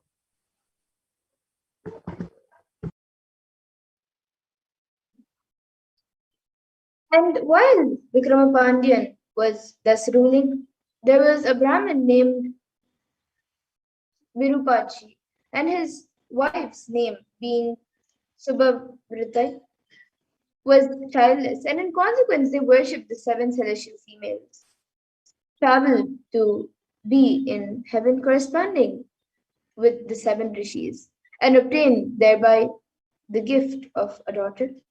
And at the age of 5, the child named Gauri asked to be taught a prayer for the speedy change of her mortal form, and the Brahmin, being surprised at her early good sense, taught her the Parvati mantra.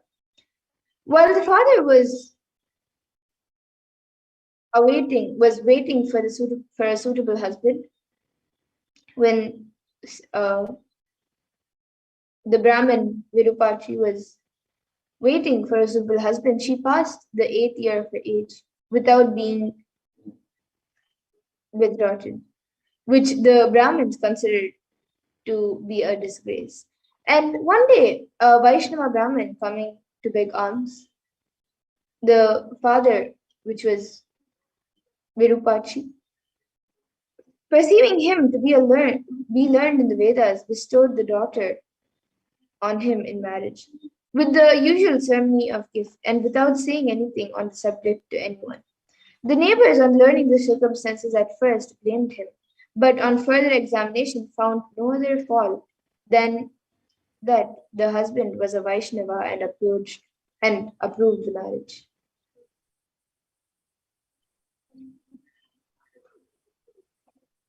And when the Vaishnava Brahmin brought his wife to his own village and to his parents, they disapproved of him marrying a Shaiva woman, and the woman, seeing nothing but Vaishnavas around her, without any Brahmins, wearing ashes and beads, sighed for her own people. One day, parents locked her up alone and without calling her went away to a distant marriage feast. In this interval, the aged Shaiva Brahmin in appearance came to her and asked for food. And on being admitted into the house and food being given by the woman, since he was too firm to feed himself, she assisted him to eat. When he suddenly changed to a young man, richly habited, and on surprise being expressed by the Brahmin, as also fear with reference to the return of her husband's parents. The young man suddenly became a child. The parents, having returned, finding her with a young Shaiva child, turned both out of the door. And while she was in the street, sorrowing deeply for her misfortunes, she meditated on Devi Parvati, and on which the child instantly disappeared, and Bhagwan Sundareshwara himself approached her, seated on his Nandivahana, and taking her up with him. While the clouds rained flowers and the townspeople were astonished, he carried her through the air to Madurai.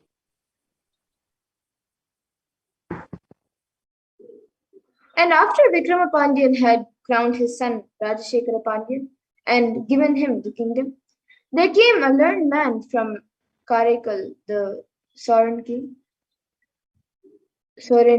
and said, "Our king knows the 64 Shastras, but you don't know the Bharata Shastram, art of dancing, Bharata Shastram, the art of dancing." To which objection the Pandyan replied, "Having learned the other 63, I consider it indecorous to learn the other, seeing that the Lord himself condescended to dance in the silver temple. Notwithstanding and disliking the reproach, he set about learning the art and finding it very difficult. He went one day to the silver temple where Bhagavan Paramashiva was standing on one leg and requested that the Lord would change the position of his feet by standing on the other leg, adding while he struck his sword into the ground that if this was not done, he would fall on his sword and kill himself.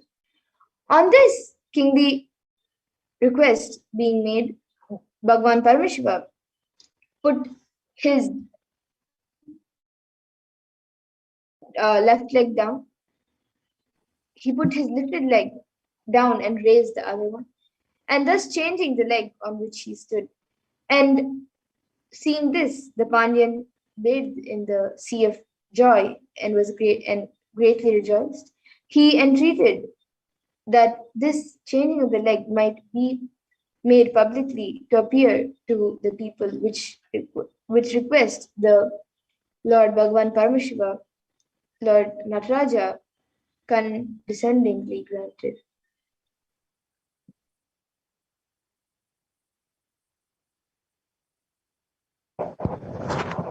And Bhagavan Sundareshwara relieved an innocent person who feared the avenger of blood. After Rajashekara Pandyan had given up the kingdom to his son Kulottanga Pandyan, the latter married many wives and had a great many children, among the eldest of which was the Anantaguna Pandyan, who was taught all the needful accomplishments. About this time, a Brahmin came with his wife from Tiruvattur, left her being seated under a tree in order to go and fetch water. While he was away, an arrow which had long been suspended in the tree, in consequence of the latter being shaken by the wind, descended and penetrated the body of the woman, who instantly died. At the time, a hunter came to repose near at hand under the shade of another tree.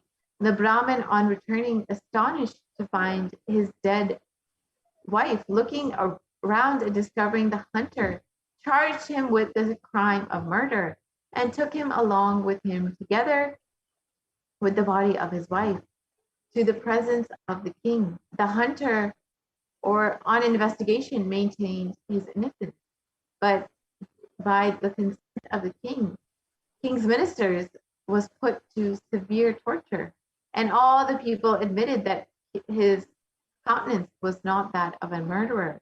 The king ordered him to put in irons, and giving the Brahmin a present, bid him go bury to his wife. The king prayed to Bhagavan Sundareshwara and that his doubt might be cleared.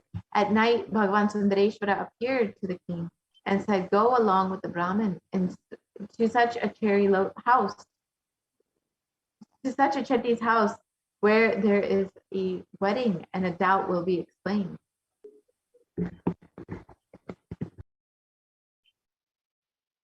And the king, in disguise, accompanied the Brahmin to the place indicated. And while in the chetti's house, by Paramashiva's favor, they overheard the conversation of two of Yama's angels. One said, "Our master has ordered us to kill this bridegroom, for whose death there is no apparent instrumental means." The other said, "Don't you know how, by the fall of the arrow from the tree, we took the life of the Brahmin woman? I will loosen the bullocks from their ropes, and then, seated on the horns, finish the business." The king asked the Brahmin what he thought of this. Who said if the event correspond?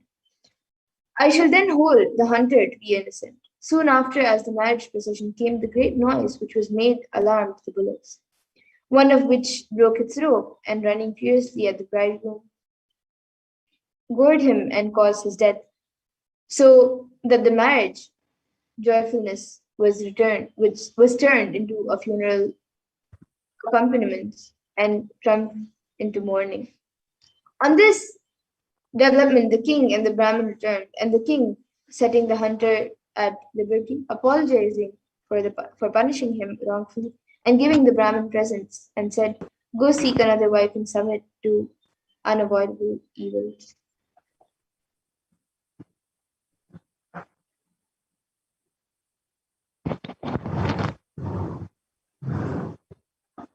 And while Kulotanga Pandian reigned, there was a Brahmin celebrated for his patience, whose wife was not virtuous, and his son was excessively vicious. The evil thought occurred to him of defiling his father's couch, and his mother, losing all self-restraint, tolerated the atrocity. The Brahmin, conjecturing the state of things, waited in the expectation of a full discovery, and the son, knowing such to be the case, cut off his father's head. Then, taking all the household property, he set off, together with his mother, to go to another place. While on the way in a forest, they were attacked by robbers, who took away the wretched to an extreme degree, both in mind and body, by a judgment from.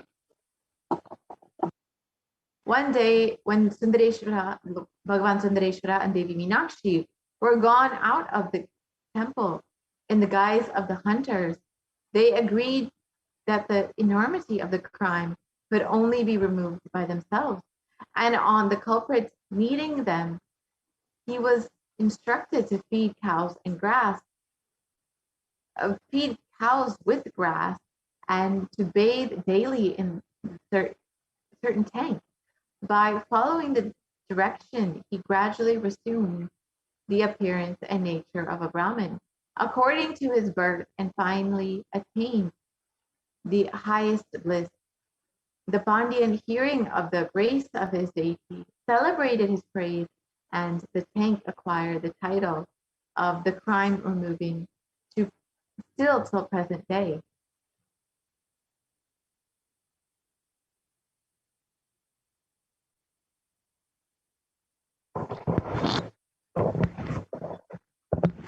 And while Kolatunga Pandyan ruled, a learned man came to the place, skillful in science.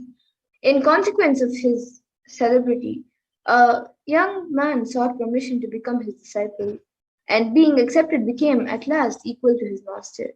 The evil thought entered his mind of killing his aged guru and carrying off the latter's wife. While the guru was absent, he made some overtures, but was repulsed by the wife. She being a chaste one, in consequence, he determined on violent proceedings. And Bhagavan Sundareshwara, knowing his evil designs, resolved to punish him. Accordingly, assuming the shape of an aged guru, he came and challenged the disciple to fight, which the latter joyfully accepted. And as promising an easy conquest and success in his designs, accordingly, both combatants met the next day, fully armed, and the contest began, which lasted for 10 days to the great surprise of the townspeople.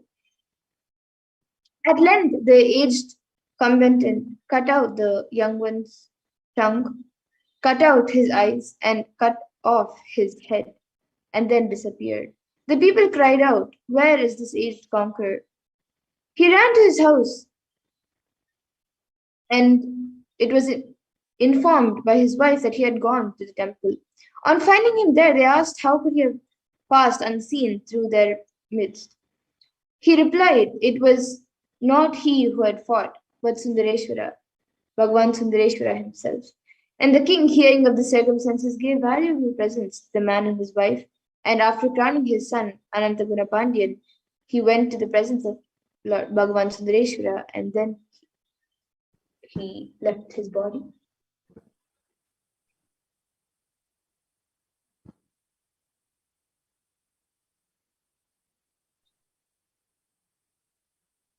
And the next Lila was the destroying of the striped serpent sent by the Chamanals. And while Anantaguna Pandyan was reigning, the beads, ashes, and other tokens of the Shaiva religion were every sacrifice out of the fire which an asura in the form of a striated serpent proceeded, which they sent to devour and destroy the inhabitants of Madurai. On its approach, the king besought Lord Bhagavan Sundareshwara, who gave him permission to kill it. And its coming to the western gate, the Pandyan dispatched several arrows, which the serpent broke to pieces. But at length, one arrow, shaped in the form of a crescent, penetrated the serpent, which vomited a great deal of poison by the pestilential effect, of which many people of the town died. On this evil occurring, the Pandyan besought Bhagavan Sundareshwara to sprinkle a few drops of the ambrosial water from his hair on the place, which request Bhagavan Sundareshwara granted. The poison disappeared, and the king reigned prosperously over his kingdom.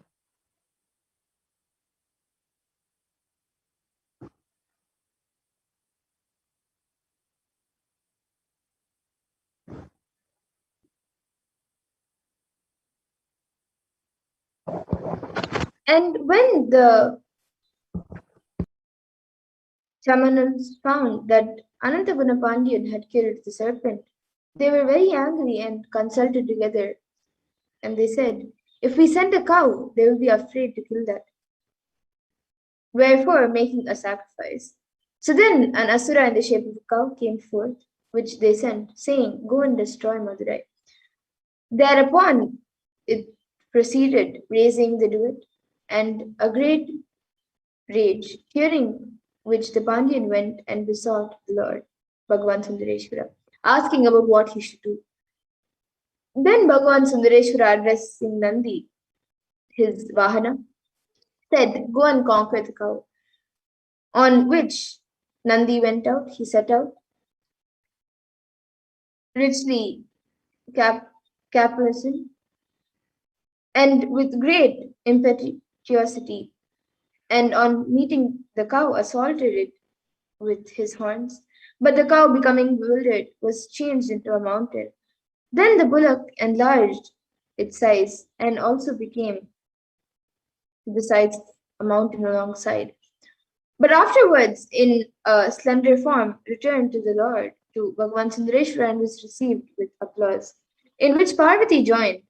Soon after, Rama, which is none other than Bhagwan Sri Ramachandra, came with Sugriva, Hanuman, and his other forces to these mountains on his progress towards Lanka.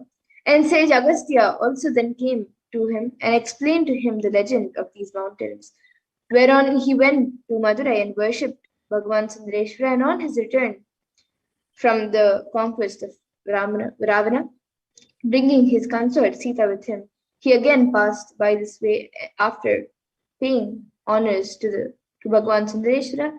He went back to Ayodhya, and after a time returned with his consort to Vaikunta. And in the meantime, Anantaguna Pandyan, having by the favor of Bhagwan Sundareshwara, received a son named Kalo Pushana Pandyan, and he had his son crowned and then died.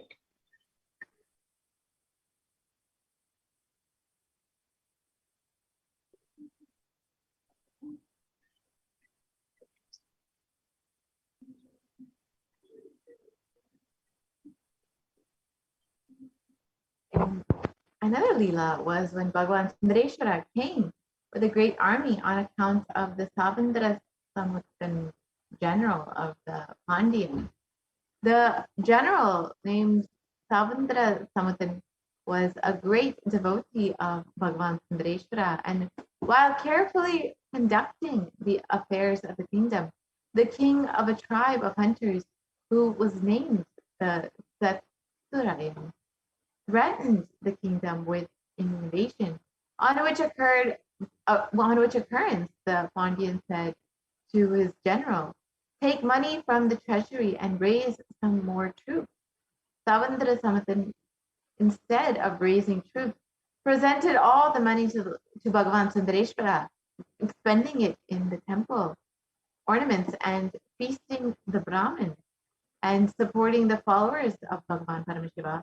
And from that time, from time to time, put all his masters with excuse, falsely pretending to write letters to neighboring countries for aid. After a month, the king became impatient and said, "Tomorrow all the troops should be here. How is it that I see none arrive?" Urged by the necessity of the case, the general went and made known the matter of Bhagwan to Bhagwan Paramashiva, who replied, "I will come tomorrow with plenty of troops." The general told the king that the aid was at hand, and that the next day a great army appeared.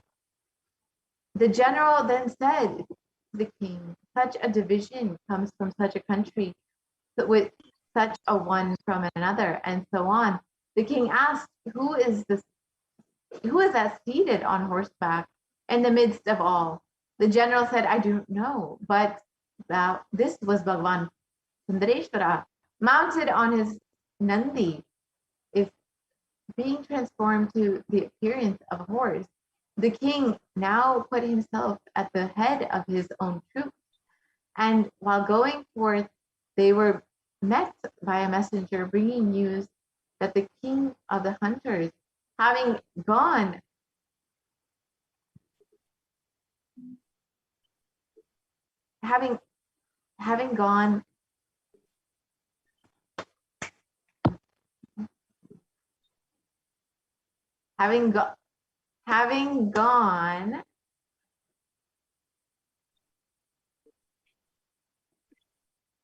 Yes, so having gone to the forest, slain had by been on his intelligence, slain by a tiger. The king gave orders for the different division to retire to different places. This order was so rapidly obeyed that the army of Paramashiva, Paramashiva's followers, that the king greatly wondered and discovered was a sacred amusement of Bhagavan Paramashiva, and he worshipped Paramashiva and thanked him for all that he had done. So with this, now that we've heard all of the various leelas of Bhagavan Sundareshwara, we will be entering into the Bhava Samadhi Darshan and prepare ourselves to receive Bhagavan Sundareshwara through the Nijavatara of the Supreme Concept of Hinduism. So Let us now enter into the Bhava Samadhi Darshan prep after a very quick break.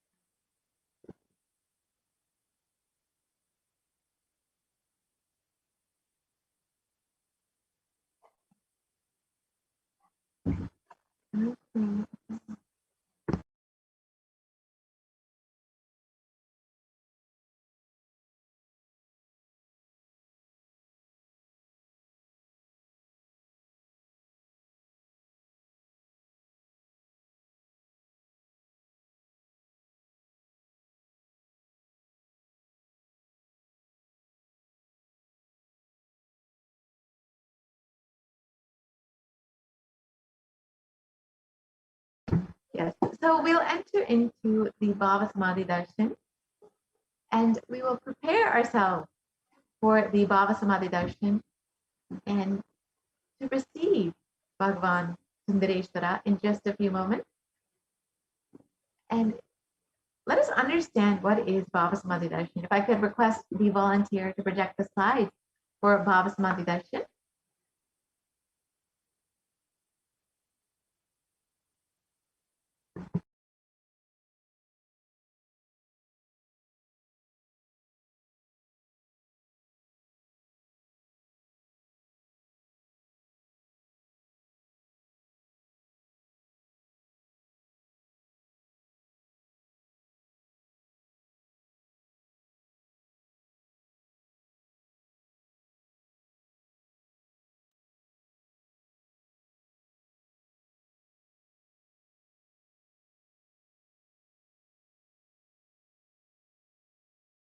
Yes, so let us understand what is Bhava Samadhi Darshan. So the Shastra Pramana for the science of Bhava Samadhi Darshan comes from the Valmiki Jyottara Tantra, verse 60, and it says, Katana Shakti Padatva Yadva Padavalokanat Prasadat Svaguro Samyak Prapyate Paramam Padam. And the translation for this verse is by the enlightening teachings of the Guru Katana, by the Shakti Pada, the graceful transmission of the spiritual powers from the Guru, by looking at the sacred feet of the Guru, or by the complete loving favor of the Guru, Prasad, the ultimate goal in space, Paramam Padam, is attained.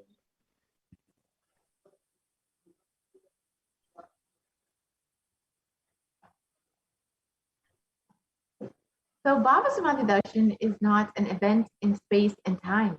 Rather, darshan happens at the moment when we are lifted out of space and time. During the Bhava Samadhi Darshan, our neurons mirror that of the avatar.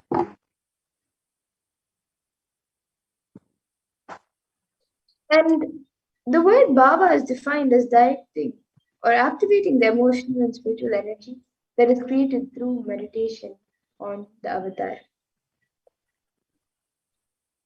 The brain neurons mirror, activate and process all the observed movements or information of the avatar just by seeing and without the physical act of imitation. And the science of mirroring neurons is a natural phenomenon which happens in all of us, and that is when our entire body can silently and without movement recreate what is happening distances far away, happening, experiencing the superconscious energy radiated by the avatar. The science of Bhava Samadhi Darshan knows no distance, a phenomenon modern science is just discovering and has terms as quantum tunneling.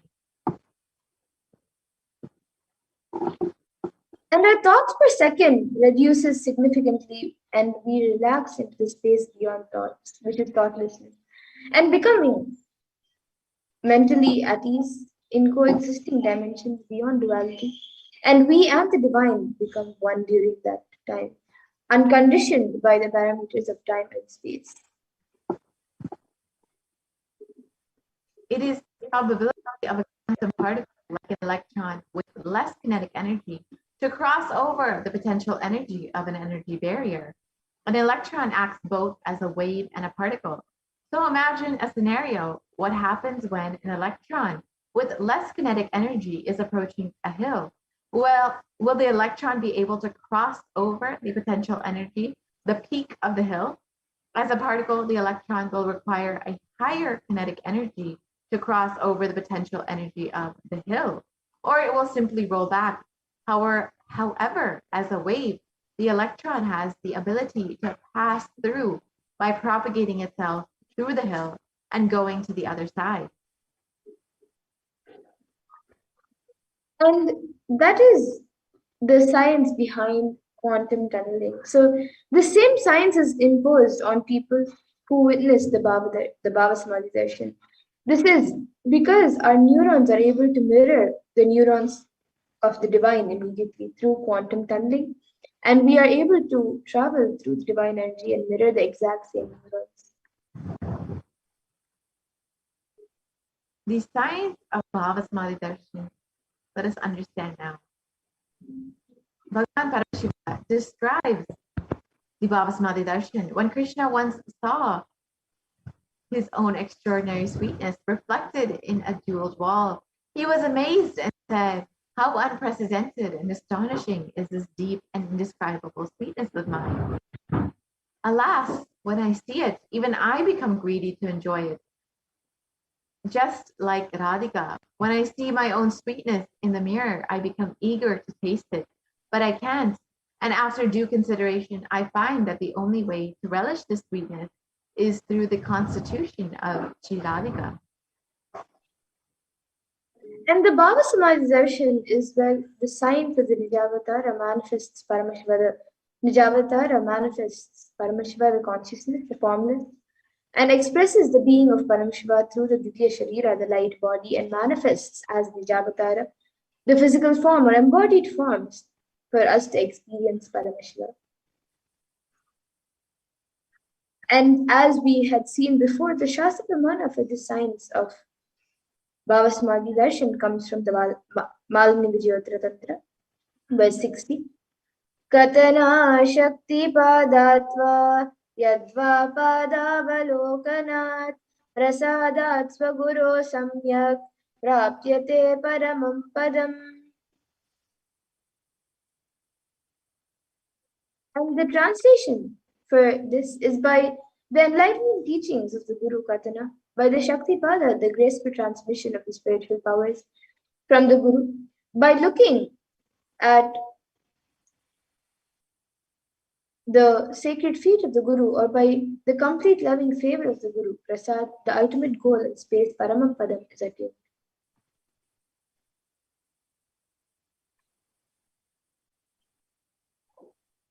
So, for example, Devi Parashakti expresses through the being of Raja Rajeshwari and manifests as the Nijavatara, the physical form of Devi Meenakshi. And many other examples is where Bhagavan Paramashiva expresses through the beings of Subramanya and manifests as Nijavatara, the physical form, through Bhagavan Muruga. And Bhagavan Paramashiva expresses the being of Arunagiri Yogeshwara and manifests as the Nijavatara, the physical form of the Supreme Pontiff of Hinduism, His Divine Holiness Bhagavan Nithyananda Paramashivam. And Bhagavan Parandama expresses the being of Mahavishnu and manifests as Nijavatara, the physical form of Bhagavan Venkateshwara. So the Archavatara, the deity, reflects the consciousness and manifestation, the being of the superconscious energy. But human beings are not yet mature enough to receive the higher level experiences from the Archavatara directly. The avatar, the physical embodied form, comes down to bridge the gap and create the experience of the superconscious energy in all of us. And when we have the Baba Samadhi Darshan of the Nijavatara manifesting beings of various dimensions of Paramashiva, the auspicious confidence and the powerfulness of those dimensions of Paramashiva are awakened in us. the dimension of Paramashiva manifesting in the Nijavatara for us to experience the same is Bhava Samadhi Darshan. So the Bhava Samadhi Darshan is the direct experience of the causeless bliss. And during the Bhava Samadhi Darshan, our being comes alive and celebrates with the energy wave of existence. Our very muscles learn to imbibe and radiate Paramashiva. Bhava Samadhi Darshan is like a window to the infinite expanse of consciousness, allowing us to glimpse the formless in a way that we can understand. And even without much effort from our side, our very biomemory awakens to the space of Paramashiva, the ultimate consciousness, during the Bhava Samadhi Darshan. To have glimpse of, having darshan of an avatar cleanses the karmas of lifetime and creates a deep and lasting transformation in each of us. And the space of gratitude enables the reflection of consciousness in all levels, the physical, psychological, and ultimately the conscious levels. And the darshan meditation is a preparation that helps us to fall into the deep space of gratitude. And it is during that time when we drop the conscious resolutions, the Satya Sankalpa of anything that we want or need in our life, and be ready to reflect the consciousness of Paramashiva. So that is all you need to manifest the best of your life and lives of all the other people around you. So the right context to receive the darshan is, I know you are the source of everything. You are everything, and you are in the embodied form of the Supreme Pontiff of Hinduism, and you are in this body. You are the source of both. Let me connect with you. Let you reveal yourself to me. Let me be in the Bhava Samadhi of you.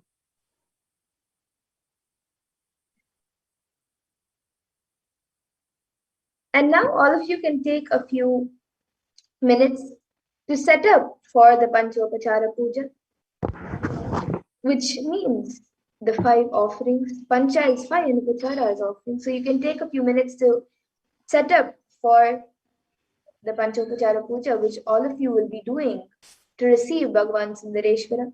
So you can arrange the sandalwood paste or powder, some flowers, and then the incense, the lamp, and a food offering, the Naivedya. And if you would like to offer your Naivedyams, you can enter your Naivedyam offerings in the link below, tiny.cc/food donation.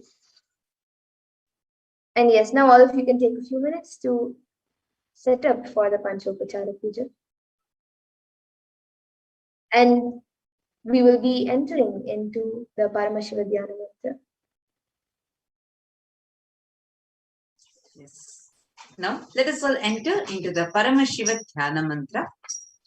The Supreme Pontiff of Hinduism, Jagadguru Maha Sannidhanam, His Divine Holiness, Bhagavan Shri Nithyananda Paramashivam, has blessed the Paramashiva Dhyana Mantra. The prayer service as an initiation Diksha, which transmits energy, experience, and powers in the form of sacred mantras. Just like how the avatar transmits Shaktis by a look Nayana or a touch Sparsha, similarly the avatar births himself as the mantra which encompasses all his Shaktis, energies, and transmits those Shaktis to anyone to whom this mantra is chanted from the space of oneness and deep restful awareness, that person is blessed, bestowed with health, well-being, abundance, prosperity, love, fulfilling relationships, enormous growth and success in business, and a complete and fulfilled life manifests without any doshas or sins or evil lives, leading to a long, healthy, and a blissful life.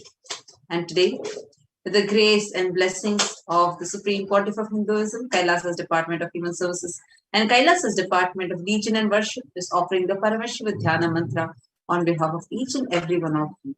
So we request today for Irenar Sundareshwara Paramashiva Parambal to accept this offering through the embodied form of the Nijavatara, the Supreme Pontiff of Hinduism, Jagat Guru Mahasanidhanam, His Divine Holiness Bhagavan Shri Nithyananda Paramashivam, and bless us all with the benefits starting from healing of health issues, healing of psychological stress, anxiety, healing of addictions, moving out of depression, moving out of pain patterns, improve career, heal relationships with spouse, family, and profession, breakthrough in the wealth dimension, protection for all the children that were orphaned due to the pandemic, protection from the natural calamities, protection from the lost wages and income, solution to any problem, breakthrough in creativity, increased inspiration, moving out of debt, experience increased energy and vitality.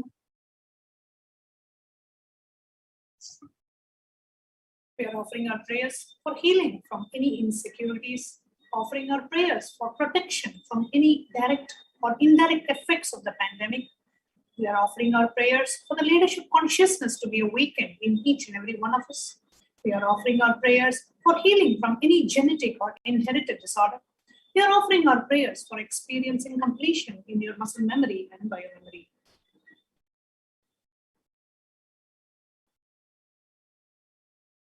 We pray to our Paramashiva Paramguru, Sundareshwara Paramashiva Paramguru, to bless us all, to be continuously available to us, for us to experience complete completion in our muscle memory, bio memory, and experience complete completion in every dimension of life, for us to experience His love, protection, blessings, grace continuously, and for us to have the ultimate Guru Bhakti continuously with the embodied, the Nijavatara, Supreme Pontiff of Hinduism, Jagat Guru Mahasanidhanam, His Divine Holiness Bhagavan Shri Nithyananda Paramashivam.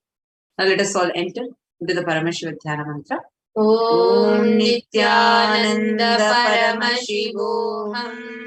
Om Nithyananda Paramashivoham. Om Nithyananda Paramashivoham. Om Ham Hum Shivaya Namaha. Om Hrim Nithyanandaya Namaha.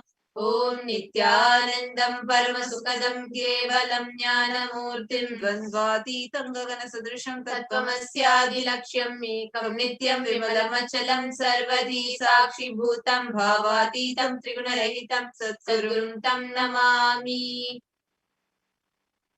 I surrender to that Sadguru, who is the eternal bliss, the bestower of supreme happiness, the one who is the embodiment of wisdom, who is beyond duality, who is omnipresent, to whom the supreme goal is giving the enlightenment experience, who is eternal, pure and unshakable, who is the silent spectator of all thought processes, who is beyond emotions, who is beyond the three qualities called the sattva, rajas and tamas. We will now enter into the conscious resolution. When you make a conscious resolution in the presence of the avatar, the very conscious resolution itself will manifest the reality.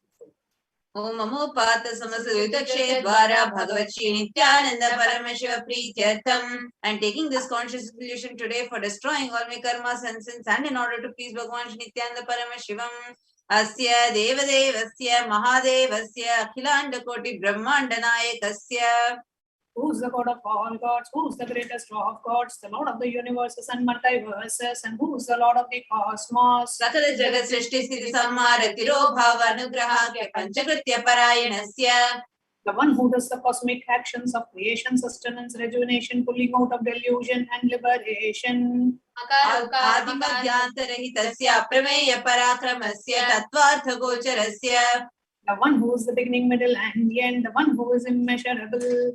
Akaro Karmakaratmaka Pranavatmakasya Vrishabharudhasya Mahadevasya Kamikadivatulanta Mahadantrakya Shaivagamaswarupasya Sakala Nigamagamaswarupasya Shuddhadvaita Shaiva Swarupasya Nithyananda Padastasya Nithyananda Swarupasya Satchidananda Vigrahasya Rupa Rupaditasya Sakala Nishkala Swarupasya Nitya Niranjana Niramaya Nirvikara Khandadi Visheshanasya Shri Nithyanandeshwari Parashakti Sameta Shri Nithyanandeshwara Paramashivasya Shri Nithyanandeshwari Parashakti Sameta Shri Nithyanandeshwara Paramashiva Avatara Bhutasya सर्वदेव देवी स्वरूपस्य भगवतः श्री नित्यानंद परमशिवस्य च प्रीत्यर्थं शुभे शोभने मुहूर्ते अद्य ब्रह्मणः द्वितीय परार्धे श्री श्वेतवराह कल्पे वैवस्वतमन्वन्तरे अष्टाविंशतितमे नित्ययुगे प्रथमे पादे जम्बोद्वीपे भारतवर्षे भरतखण्डे मेरोः दक्षिणे पार्श्वे शकाब्दे अस्मिन् वर्तमाने व्यवहारिके प्रभवादीनां षष्ट्याः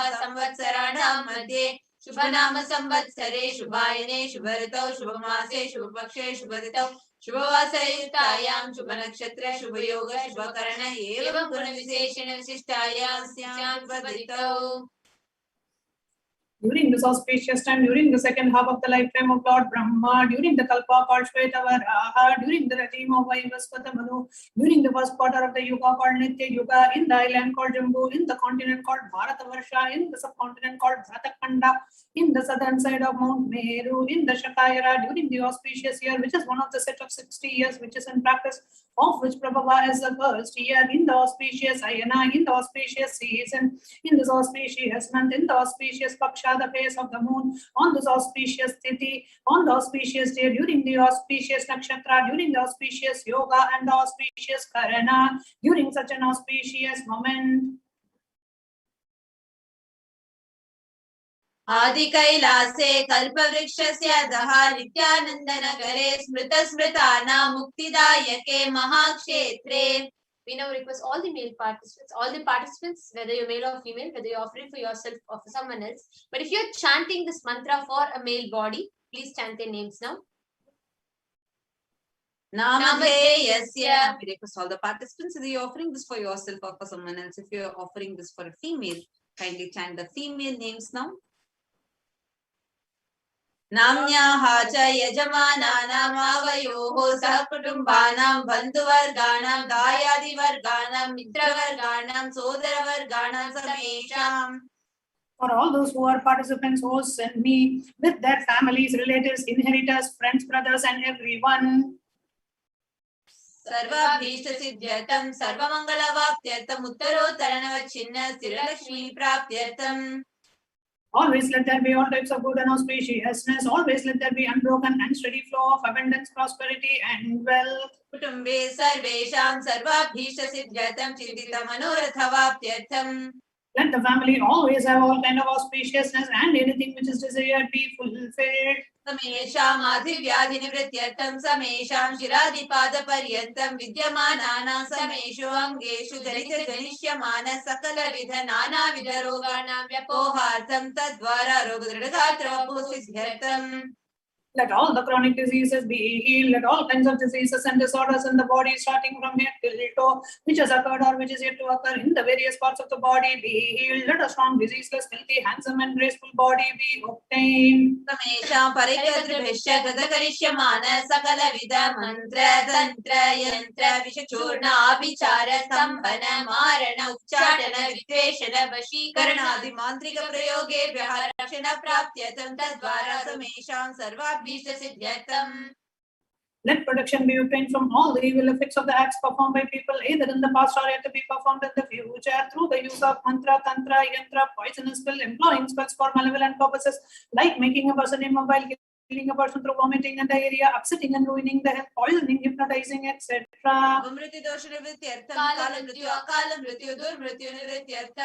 Let all the doshas and ill effects related to death, like destined death, unnatural death, fatal death, be removed. समेषाम् अन्तर्दृष्टि बहिर्दृष्टि चूरदृष्टि व्यापारदृष्टि अनुकूलदृष्टि प्रतिकूलदृष्टि इत्यादि सकलविध दृष्टदोषनिवृत्त्यर्थम्.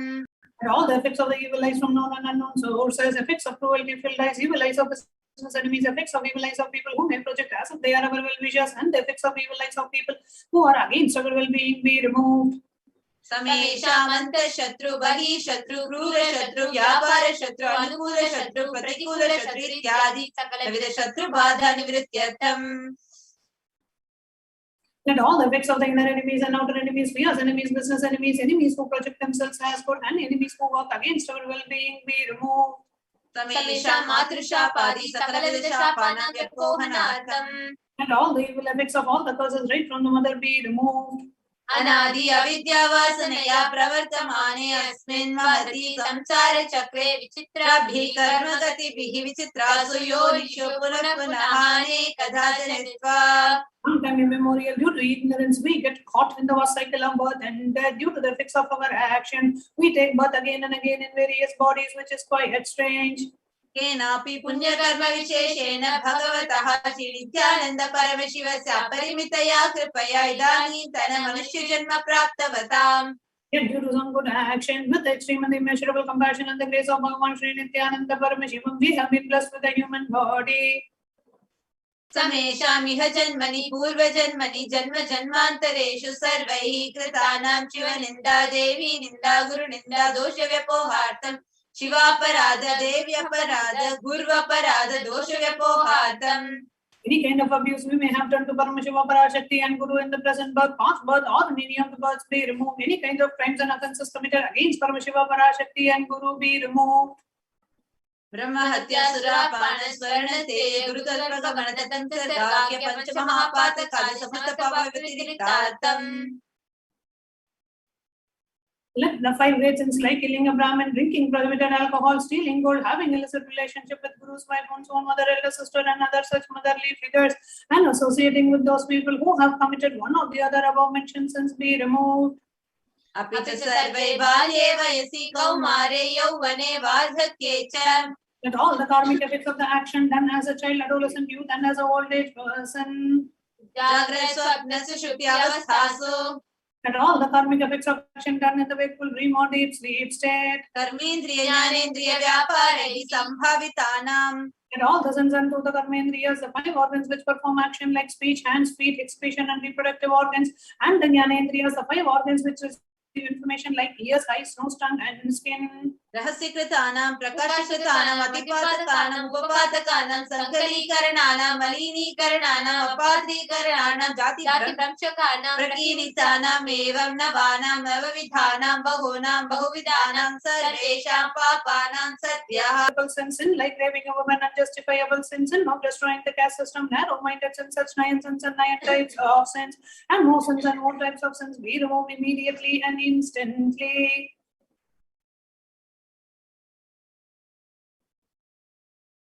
अपनोदन द्वारा समस्त मंगल प्राप्त्यतन शिव भक्ति देवी भक्ति गुरु भक्ति सिद्ध्यतम परमशिवत्व परमशिव स्थिति परमशिव शक्ति सिद्ध्यतम. Through the removal of sins, let us be showered with all auspiciousness, and let Paramashiva Bhakti, Devi Bhakti, and Guru Bhakti be obtained. Let the state of Paramashiva, space of Paramashiva, powers of Paramashiva be obtained. कुटुंबे सर्वदा सन्मंगल प्राप्त्यर्थम अन्योन्य प्रेमाभिवृद्ध्यर्थम उन्नत सिद्ध्यर्थम सर्वापनिवृत्त्यर्थम. Whole family always be showered with all the auspiciousness. Let the mutual love bloom among all the people. Let completion happen. Let all the mishap be removed. प्रारोग्यवाप्त्यर्थम आयुर्भिवृद्ध्यर्थम. Let the healthy body be obtained immediately and instantly. Let longevity be bestowed. व्यापारे उद्योगे च सर्वजनवशीकरणार्थं तद्वारा उन्नतोन्नत स्थान प्राप्त्यर्थम. Let your charisma impress everyone in the business and job, and through that let you attain the best of the best position. बहुधन सौख्य प्राप्त्यर्थम गृह कनक पशुपुत्र पौत्र धनधान्य सौख्य प्राप्त्यर्थम. Let extremely wealthy and happy life happen. Let various will be showered in the form of household, cattle, children, grandchildren, money, grains, and all the comforts related to worldly life. आदित्यादीनां नवानां ग्रहाणां दोषपीडानिवारणार्थं आदित्यादीनां नवानां ग्रहाणां अनुकूलता सिद्ध्यर्थं. Let all the malefic effects of the 9 planets be removed, and let auspiciousness be bestowed by the grace of all the 9 planets. भूम्यन्तरिक्षे विद्यमान भूत प्रेत पिशाच राक्षस ब्रह्मराक्षस बेताल कुष्माण्ड डाकिनी शाकिनी इत्यादि सर्व अरिष्ट निवारणार्थं. Let all the evil effects that cause calamities on the planet are the evil effects from various demonic beings like Bhuta, Preta, dead people, Pishacha, demon, Rakshasa, Brahma, Rakshasa, Vetala, ghost, Kushmanda, the class of demons, Dakini, little devil, Shakini, the kind of female demon be removed. मनोव्याकुलता निवारणार्थं let the mental confusion and worry करिष्यमाणे कर्मणि आदिदैविक आदिभौतिक आध्यात्मिक विघ्न निवारणार्थं. Let all the obstacles be removed with regards to action done or going to be done related to God, world, and spirituality. समस्त ऋण निवारणार्थं धनलक्ष्मी धान्यलक्ष्मी संतानलक्ष्मी सौभाग्यलक्ष्मी विद्यालक्ष्मी शौर्यलक्ष्मी वीरलक्ष्मी विजयलक्ष्मी इत्यादि अष्टलक्ष्मी परिपूर्ण कृपा कटाक्ष सिद्ध्यर्थम Let all the loans be removed. Let all the let all the loans be removed. Let all the Ashtalakshmi Dhanalakshmi, Santanalakshmi offerings, Saubhagyalakshmi fortune, Vidyalakshmi knowledge, Shauryalakshmi bravery, Veeralakshmi heroism, Vijayalakshmi success be showered.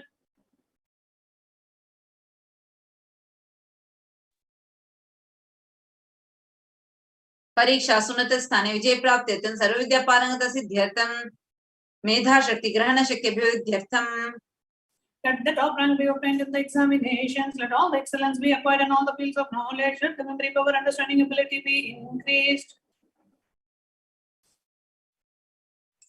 इत्यादि सकलविध सन्मंगलानि Gurukripa कटाक्षेण सिद्ध्यर्थं By the grace of Guru, let all the above auspiciousness be showered upon Shri Kailash सोनद द्वादशांत Shyamala पीठारूढ़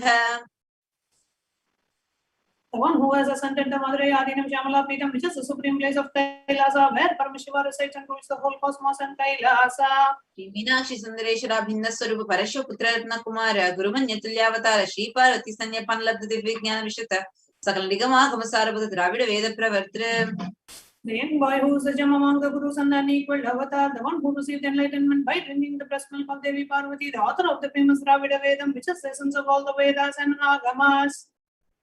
Shrimad Paramshiva करुणा समधित मुक्तामय चित्रश्रेयान गीयमान तत्र चामर शीचिन्न काहलादि समस्त बिरदावल्यलंकृत ज्ञान विज्ञान चक्रवर्ती The one who is adorned by the quadrangular palanquin made of gold, received by the grace of Paramashiva, adorned by the musical instruments Amrala Chamram, the sacred symbols of worship, adorned by the hymns of praises, the one who has won the whole world by his enlightenment and the signs of enlightenment and been accepted by all the kings as the supreme ruler. सर्व जन संग सद्यो निर्वाण दीक्षा व्यापा वर्ग शिष्टान Jimuta परमत कलभ Kesari The shower of the Videha Mukti and the immutable state of enlightenment immediately by Nirvana Diksha to all people. The one who creates bliss protecting leader, the roaring lion and the trumpeting angel elephant for other religions. शैव सिद्धांत स्थापनाचार्य श्री राजाधिराज पांड्य महाराज गुरु शपथ चाक्यादि महांधकार निवारण ज्ञान भानु वीक्षणा नरछेदन पूर्वक ऋषभध्वज स्थापक शैव समय कर्त्रे Acharya who established Shaiva Siddhanta, the Rajaguru of the Pandya, who is the supreme king of all kings, the Guru who is also the Pandya king, the supreme king of all kings, the enlightening sun that removes the utter darkness of delusion,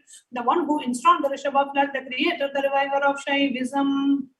सर्वज्ञ पीठारूढ़ श्री जगत गुरु श्री ज्ञान संबंध देशिक स्वामी भागी सुंदर माणिक्य वाचक स्वामी नाम अवतार भूत श्री ज्ञान संबंध स्वयं पुनरुद्धित श्यामला पीठ सर्वज्ञ पीठ त्रिणवति उत्तर दिशतम गुरु महासन्निधान The one who is the ruler of the Sarvagnya Pita, the seat of omniscience, who the avatar of such above mentioned attributes, the Guru of the whole world, Sri Jnana Sambandha Deshika Swami, Appa Sundara Ramanika Vachakar Swami, who the ruler of the kingdom of enlightenment, the Shamala Pita Mahasamsthana, which was revived by Jnana Sambandha Swami, who the one who ascended the seat of omniscience, the 293rd Guru Mahasannidhana. गुणगिरि Yogeshwar परंपरागत अरुणाचल सर्वज्ञ गुरु महासन्निधान the one who ascended the seat of Arunachala Sarvagnya Pita in the lineage of Arunagiri Yogeshwara. Kailash परंपरागत कांची कैलास सर्वज्ञ पीठ त्रयश्च उत्तरदिशतम गुरु महासन्निधान The one who has ascended the seat of Panchi Kailasa Sarvagnya Pita as the 233rd pontiff in the lineage of Kailasa. नित्य मंगल नित्य कल्याण नित्य कैलास परंपरागत आदि कैलास नित्यानंद पीठ महासंस्थान महासिंहासन पीठ कर्तृ creator of the Nithyananda Pita Mahasamsthana Mahasimhasana Pita, which is eternally celebrating auspicious festival and having the attracting energy of enriching. साक्षात श्री परमेश्वर समुद्भूत कैलास परंपरागत वैश्व समनेश्वर हरिश्चंद्र भगीरथ श्री रामचंद्र सूर्य इत्यादि नवस्थित सार्वभौम चक्रवर्ती परंपरागत चतुष्षष्टि योगिनी मंडित चतुष्षष्टि संप्रदाय प्रवर्तक समुद्रशासन सूर्यवंश प्राप्त सर्वज्ञ पीठ सुरांगी साम्राज्य भूताभिषिक्त चूड़ामणि साक्षात श्री परमेश्वर समुद्भूत कपिल महागुरु पुनरुद्धित महानिर्वाण पीठ अष्टोत्तर सहस्र श्री महामंडलेश्वर. The 1008 Sri Mahamandeleshwara of Mahanirvani Pita established by Bhagavan Paramashiva himself and revived by sage Kapila. साक्षात श्री परमेश्वर सिंहासनाभिषिक्त समस्त गणनायक श्री महागणपति समारंभ अनवत चिन्ह पीठाधीश्वर गुरु परंपरा प्राप्त अटल पीठ अष्टोत्तर सहस्र श्री अटल पीठाधीश्वर. The 1008 Sri Atala Pita of Atala Pita, which has an unbroken lineage of starting from Bhagavan Mahaganapati, who is the leader of the Ganas and who was coronated by Bhagavan Paramashiva himself. Dharma Mukti Sargapurasana Pita Trayovamsha Guru Mahasannidhana. 23rd Guru Mahasannidhana of Dharma Mukti Sargapurasana Pita.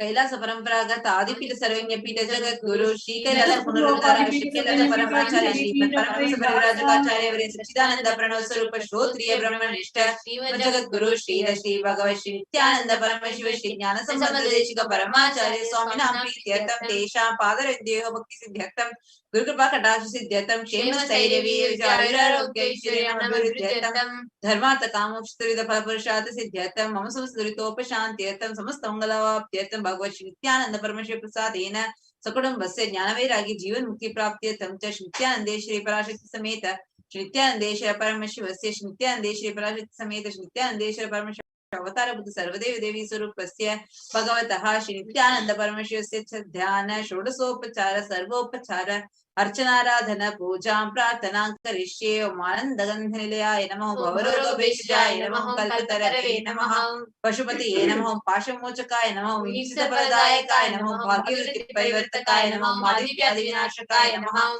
Samasta Kalyana Gunanvitaya Namaha Vidadipurishaya Namaha Shri Kailasapate Namaha Shivashakte Surupaya Namaha Om Hri Nithyanandaya Namaha Om Ham Om Shivaya Namaha Om Shri Nithyananda Shri Parashakti Sameta Shri Nithyananda Shri Paramashivaya Namaha Om Shri Nithyananda Shri Parashakti Sameta Shri Nithyananda Shri Paramashiva Avatara Buddha Sarvadeva Devi Surupaya Shri Shri Bhagavat Shri Nithyananda Paramashiva Shri Jnana Sambandha Deshika Paramacharya Swamine Namaha Om Nithyanandam.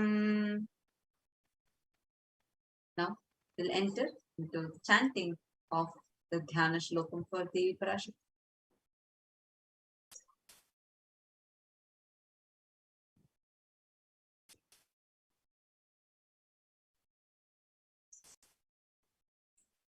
Now, as all of us are entering, as you all just heard, the Paramashiva Dhyana mantra, it is now enter into meditating the Dhyana, the sacred chants of Bhagavan Sundareshwara. Please sit straight, your head, neck and spine in a straight line.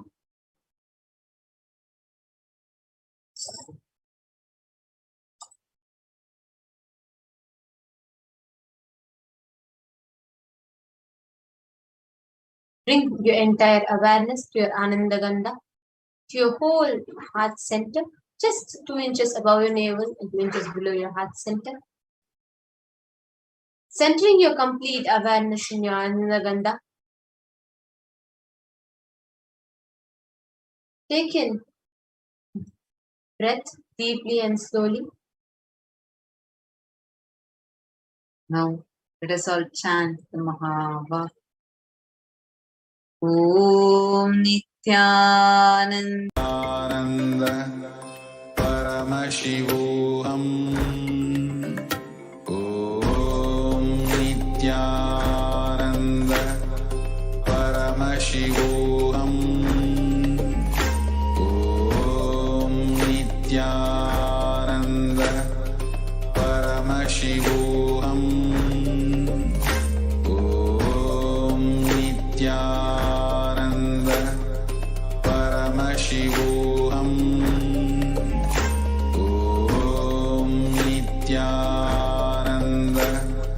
Paramashivoham. Om Nithyananda Paramashivoham.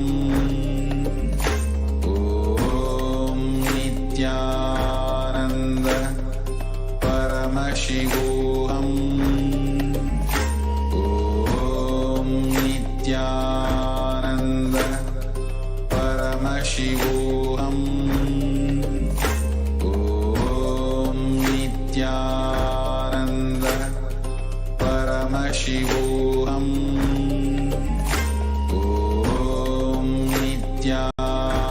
Om Nithyananda